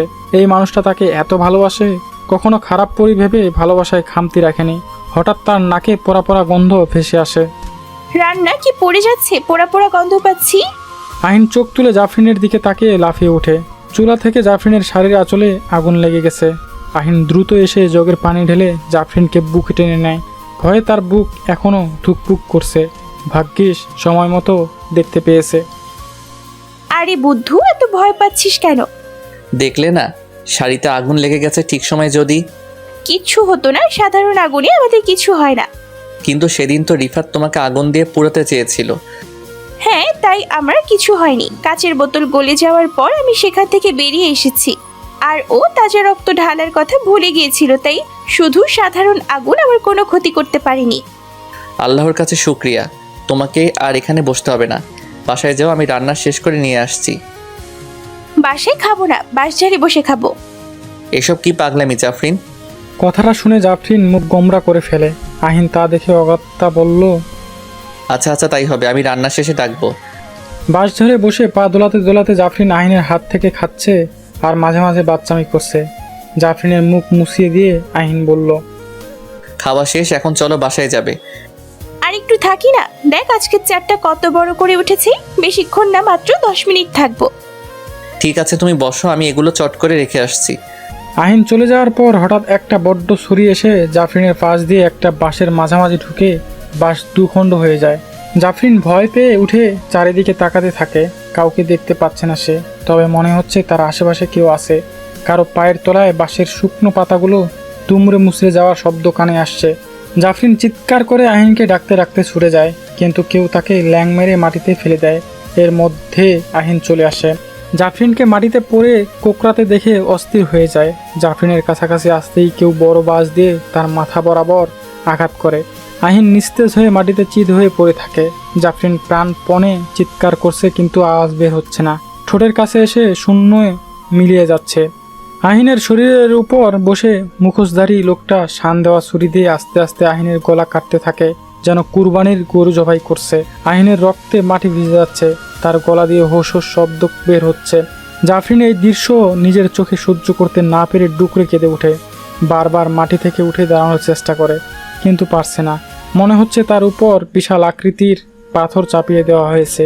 আহিনের সদ্য তাজা রক্ত মাখানো ছুরি নিয়ে মুখোশধারী জাফরিনের সামনে এসে দাঁড়ায়, তার চুলের মুঠি ধরে দাঁড় করায়। ততক্ষণে চেহারা থেকে মুখোশ সরে যায়। জাফরিনের চিনতে দেরি হয় না, এই সেই রিফাত। কিন্তু সে তো শুনেছিল রিফাত মারা গেছে। তাহলে? বিশ্রী একটা হাসি দেয় রিফাত। জাফরিনের রাগে গা থরথর করে কাঁপছে। রিফাতের পেট বরাবর ঘুষি মারে সে। রিফাত টাল সামলাতে না পেরে বাঁশঝাড়ের ভিতর পড়ে যায়। জাফরিন ছুটে পালিয়ে যেতে চায়, কিন্তু দুর্ভাগ্য ইটের সাথে হোঁচট খেয়ে পড়ে যায়। রিফাত উঠে এসে জাফরিনের শাড়ির আঁচল তার গলায় পেঁচিয়ে দিয়ে টানতে থাকে। জাফরিনের দম বন্ধ হয়ে আসছে, মনে হচ্ছে এক্ষুনি নিঃশ্বাস আটকে মরে যাবে। আলতো করে হালকা ফোলা পেটটার উপর হাত রাখে সে। মনে মনে বলে, এবারও তোকে বাঁচাতে পারলাম না, আর তোর বাবাকেও না। নিজের অনাগত সন্তানের কথা ভেবে মৃত্যুর যন্ত্রণাটা আরও বেশি হচ্ছে তার সাথে এখন তাদের ভালোবাসার চিহ্নও বিলুপ্ত হতে চলেছে। কিছুক্ষণের মধ্যে জাফরিনের ছুটফোটানিও বন্ধ হয়ে যায়। রিফাত জাফরিনের নাকের কাছে হাত নেয়। জাফরিনের মৃত্যু সম্পর্কে নিশ্চিত হয়। তারপর শীষ বাজাতে বাজাতে নিজের পথে হাঁটা দেয়। আফসা অন্ধকারে পড়ে থাকে জাফরিন আর আহিনের মৃত শরীর। জাফরিনের চোখ পানিতে টলমল করছে, তা দেখে আহিন জাফরিনকে কাছে টেনে নিল। দুহাতে মুখটা জড়িয়ে ধরে বলল, সব ঠিক আছে, চিন্তা করো না। জাফরিন নিজেকে সামলাতে না পেরে আহিনের বুকে মাথা ঠেক দিয়ে কান্না করতে লাগলো। আল্লাহর রহমতে আহিন সম্পূর্ণ ঠিক আছে। কিছুক্ষণের জন্য মনে হয়েছিল সে আহিনকে হারিয়ে ফেলেছে। আহিনের ছদ্মবেশে জঘন্য জিনটা এসেছিল জাফরিনের উপর হামলা করতে, কিন্তু রিফাতকে দেখে হতবিহ্বল হয়ে যায়। কিছু বুঝে ওঠার আগেই রিফাতের বিশেষ ছুরিটা তার প্রাণ নিয়ে নেয়। জাফরিনের মনটা খসখস করছিল যে তার উপর কেউ হামলা করতে পারে, তাই সে সবসময় আয়াতুল কুরসির অংশ নিজের সাথে রেখেছিল। আর সে রাতে শাড়ির আঁচলে তার সত্যি দম বন্ধ হয়ে আসছিল। কোনো উপায় না পেয়ে কিছু সময়ের জন্য দম আটকে রেখে গলা আড়ষ্ট করে রাখে, তাই গলায় কোনো চাপ পড়েনি, কেবল মৃতের অভিনয় করেছিল মাত্র। কিন্তু রিফাতকে সে ছাড়বে না। রিফাতের কথা ভেবেই তার চোখ মুখ রাগে লাল হয়ে গেল। আমি ওই বেটাকে কিছুতেই ছাড়বো না। দুবার ও আমার হাত থেকে বাঁচলেও এবার আর বাঁচবে না। শান্ত হও, তোমাকে কিছু করতে হবে না। আমি চাই না আমাদের বেবি আর তোমার কোনো ক্ষতি হোক। তুমি এখন নিজেকে নিয়ে একটু সচেতন হও। ওই জানোয়ারটাকে এমনি এমনি ছেড়ে দিব? ওর ব্যবস্থা আমি করব। এই বাচ্চাটা আমাদের কতদিনের প্রতীক্ষা ছিল। ওর জন্য তুমি সব কিছু ত্যাগ করে শক্তিবিহীন একটা সাধারণ পরী হয়ে বেঁচে আছো। তুমি ওর সাথে এখন কিছুতেই পারবে না। ও হয়তো জানতো তোমার মাঝে আর কোনো অশরীরী শক্তি নেই, তাই এভাবে আক্রমণ করার সাহস দেখিয়েছে। জাফরিন একটু চুপ থেকে বলল, আমার তা মনে হয় না। ও মৃত্যুর মুখ থেকে ফিরে এসেও আমার উপর হামলা করতে পারত, কারণ সে আমাকে তখনই পরি ভেবেছিল। তার হাতে যে ছুরিটা ছিল তা কোনো সাধারণ ছুরি ছিল না। বেচারা বরাবরই খেলায় কাঁচা। আমাকে ছুরি দিয়ে মারতে এসে আঁচল জড়িয়ে মেরে চলে যায়। সে ভুলেই গিয়েছিল ছুরিটা ছাড়া সে আমার মতো পরীকে মারতে পারবে না। ওকে আমি ছাড়বো না, এর শাস্তি ওকে ঠিক পেতে হবে। ওই বেটা ভীষণ একরোখা। তুই কি ওর সাথে পারবি? আমাকে একটা সুযোগ দে, আমি ওকে একটা উপযুক্ত শিক্ষা দিয়ে আসি। না, তুমি কিছু করবে না। কেন বুঝতে পারছো না? এতে বিপরীত হতে পারে। তুমি শক্তিহীন জানলে ও তোমাকে কিছুতেই বাঁচিয়ে রাখবে না, সাথে আমাদের বাচ্চাকেও না। কিন্তু তুই কি করবি? পুলিশে দিব ওকে। তোর মনে হয় ওকে পুলিশ সোজা করতে পারবে? এসব কিছুতেই ও শিক্ষা হবে না। তুই ওকে আমাদের 40-এর দাওয়াতে পাঠানোর ব্যবস্থা কর, বাকিটা আমি দেখে নিচ্ছি। আহিন কিছু বলতে চাইলে জাফরিন বাধা দেয়। ইনশাআল্লাহ আমার কিছু হবে না। রিফাত আহিনের বাড়িতে ঢুকে দেখে পুরো বাসায় নীরবতা বিরাজ করছে। কয়েকবার ডেকেও কারো সারা শব্দ পাওয়া গেল না। রাতের বেলায় আয়েশা খানম তাকে ডাকলো কেন সেটাও বুঝতে পারলো না। আচ্ছা, কোনোভাবে কি সবাই ওকে সন্দেহ করছে ভেবে রিফাত থমকে দাঁড়ায়। পরক্ষণে ভাবে তাকে তো কেউ খুন করতে দেখেইনি। উপরন্তু যদি তেমনই হতো সবার আগে পুলিশই তাকে জিজ্ঞাসাবাদ করত। এসব ভাবতে ভাবতে রিফাত বাসার ভেতরে ঢোকার সাথে সাথে বাইরে থেকে কেউ দরজা বন্ধ করে দেয়। রিফাত ঢোক গেলে চিৎকার করতে থাকে, কে ওখানে? এমন সময় বাসার সব আলো নিভু নিভু করতে করতে বন্ধ হয়ে যায়। রিফাত সামনে তাকিয়ে দেখে জাফরিন সাদা শাড়িতে দাঁড়িয়ে আছে, তার মুখে রক্ত লেগে আছে। জাফরিন জোরে জোরে হেসে বলে, 40 খেতে এসেছিস তাই না? আজ তো আমি তোর 40 খাবো তোর মাংস দিয়ে। মরে গিয়ে ভালোই হয়েছে, তোর ঘাড় মোটকে মাংস খাওয়ার সুযোগ পেলাম। রিফাত ভয়ে ঠক ঠক করে কাঁপতে লাগলো। সবকিছু তার মাথার উপর দিয়ে যাচ্ছে। জাফরিন মরে গিয়েও তাকে মারার জন্য ফিরে এসেছে। এইবার তো জাফরিন তাকে নিশ্চিত ছাড়বে না। পালাতে যাবে এমন সময় তার গায়ে নাড়ি ভুড়ি রক্ত এসে পড়লো। সে আর স্থির থাকতে পারলো না, অজ্ঞান হয়ে মেঝেতে লুটিয়ে পড়লো। জাফরিন এসে রিফাতকে ভালো করে দেখলো, বেটা ভয়েই অজ্ঞান হয়ে গেছে। এটুকু সাহস নিয়ে এত বড় একটা কাজ করতে এসেছিল। আহিন জাফরিনের পাশে এসে দাঁড়ালো। মারা গেল নাকি? না, ভয় অজ্ঞান হয়েছে মাত্র। বাসা সবাই ফেরার আগে একে কোথাও ফেলে আসতে হবে। কোথায় ফেলবে? যেখানে সে আমাকে মারার চেষ্টা করেছিল, লোক ডাকিয়ে একেও সেখানে ফেলে দিয়ে আয়। তার আগে লোকদেরকে বলবি একে যেন পাগলের ইনজেকশন দিয়ে দেয়। লুচু বেটা। আয়েশা বেগম বিমূর্ষ চোখে হসপিটালের করিডোরে বসে আছেন। জাফরিন গর্ভবতী কথাটা শুনে উনি যতটা না খুশি হয়েছেন তার চেয়ে বেশি দুশ্চিন্তায় ভুগছেন। জাফরিনকে বাইরে থেকে দেখে কেউ বুঝতে পারবে না সে গর্ভবতী। তার উপর মাত্র 6 মাসের মাথায় কারো প্রসব ব্যথা উঠার সাথে সাথে তাকে হাসপাতালে নিয়ে এসেছে আহিন। আহিনের খুব দুশ্চিন্তা হচ্ছে এইবারে যেন তার বাচ্চাটার কোনো ক্ষতি না হয়। জাফরিন এই বাচ্চাটার জন্য সব কিছু ত্যাগ করেছে। এবার যদি কোনো দুঃসংবাদ শুনে ও হয়তো ভেঙেই পড়বে। নার্স এসে খবর দিল একটি সুস্থ স্বাভাবিক মেয়ে বাবু হয়েছে। আহিন খুব খুশি হলেও আয়েশা খানম কেন জানি খুশি হতে পারছে না। তার মনে হচ্ছে এসব কোনো কিছু স্বাভাবিক নয়। জাফরিনের কাছে এসে দেখলেন তার সবেমাত্র জ্ঞান ফিরেছে। তিনি জাফরিনের পাশে বসলেন। নার্স এসে দোলনায় বাচ্চাটাকে রেখে গেলেন। আয়েশা খানম সেদিকে একবারও তাকালেন না। জাফরিন কিছু বলার আগেই তার হাত ধরে বলতে শুরু করলেন, তুই যদি আমাকে সত্যি তোর মা ভেবে থাকিস তবে বল, এসবের পিছনে কারণ কি? কেন 6 মাসের মাথায় তোর ডেলিভারি হলো? জাফরিন আয়েশা খানমের এই অবস্থা দেখে থ হয়ে গেল। কি বলবে বুঝতে পারছিল না। তাও এই মানুষটাকে সে মা ভেবেছে, তাকে তো মিথ্যা বলতে পারে না। আসলে মা, আমি মানুষ নই, একজন পরী, তাই অস্বাভাবিকভাবেই এসব ঘটেছে। আয়েশা খানম 420 ভোল্টের শক খাওয়ার মতো চেহারা করে বললেন, তার মানে এই মেয়েটা পরীর মেয়ে? আমার বংশধর কিনা আমাদের ভিন্ন এক জাতি?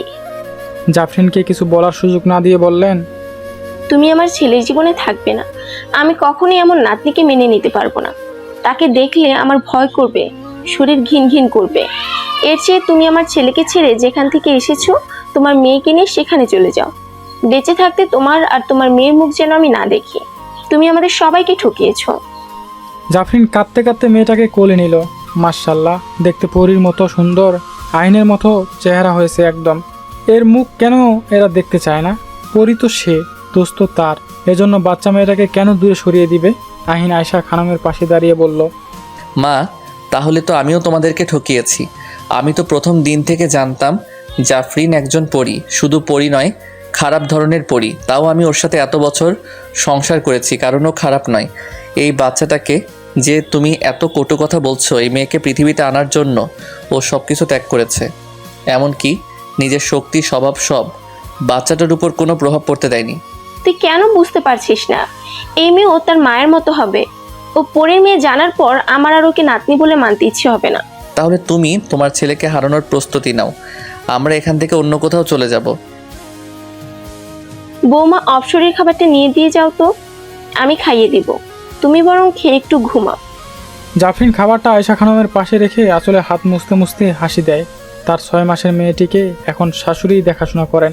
এক মুহূর্তের জন্য কোল ছাড়া করতে চান না। অন্য নাম রাখা হলেও উনি পরীর মেয়ে অপসরী বলেই ডাকেন। আহিন জাফরিনকে বসে বসে পা দোলাতে দেখে বলল, এত খুশি কি নিয়ে? জাফরিন আহিনের গলা জড়িয়ে ধরে বলে, জানিস, মা আমাদের মেয়েকে আস্তে আস্তে করে পুরোপুরি মেনে নিয়েছেন। সেদিন নিজের ছেলেকে হারানোর ভয় মানতে বাধ্য হলেও এখন আর নাতনিকে খুব ভালোবেসে মেনে নিয়েছে। আসলে আমাদের মেয়েটাই এমন, যাকে ভালো না বেসে থাকা যাবে না। অবশ্য তার মা পরিটাও এমনই। জাফরিন আগের মতোই খিলখিলিয়ে হেসে ওঠে। আমাদের মেয়ের তো আকিকা করতে হবে। কি দিয়ে করা হবে? জাফরিন এক গাল হাসি দিয়ে বলল, করি, এইবার কিন্তু ডাবল, একটা মেয়ের জন্য আর একটা মেয়ের মায়ের জন্য। আর রান্না করবে কিন্তু মেয়ের বাপ, চাইলেও সে আমাদের সাথেই খেতে পারে। আহিন নিজের মুখে চেপে ধরে বলে। শান্তি দিবা না? জাফরিন আগের মতো বাচ্চাদের মতো হেসে ওঠে। আহিনকে জ্বালাতে তার যে ভীষণ ভালো লাগে, আর তার এই বাজে স্বভাব কোনোদিনও যাবে না। সমাপ্ত।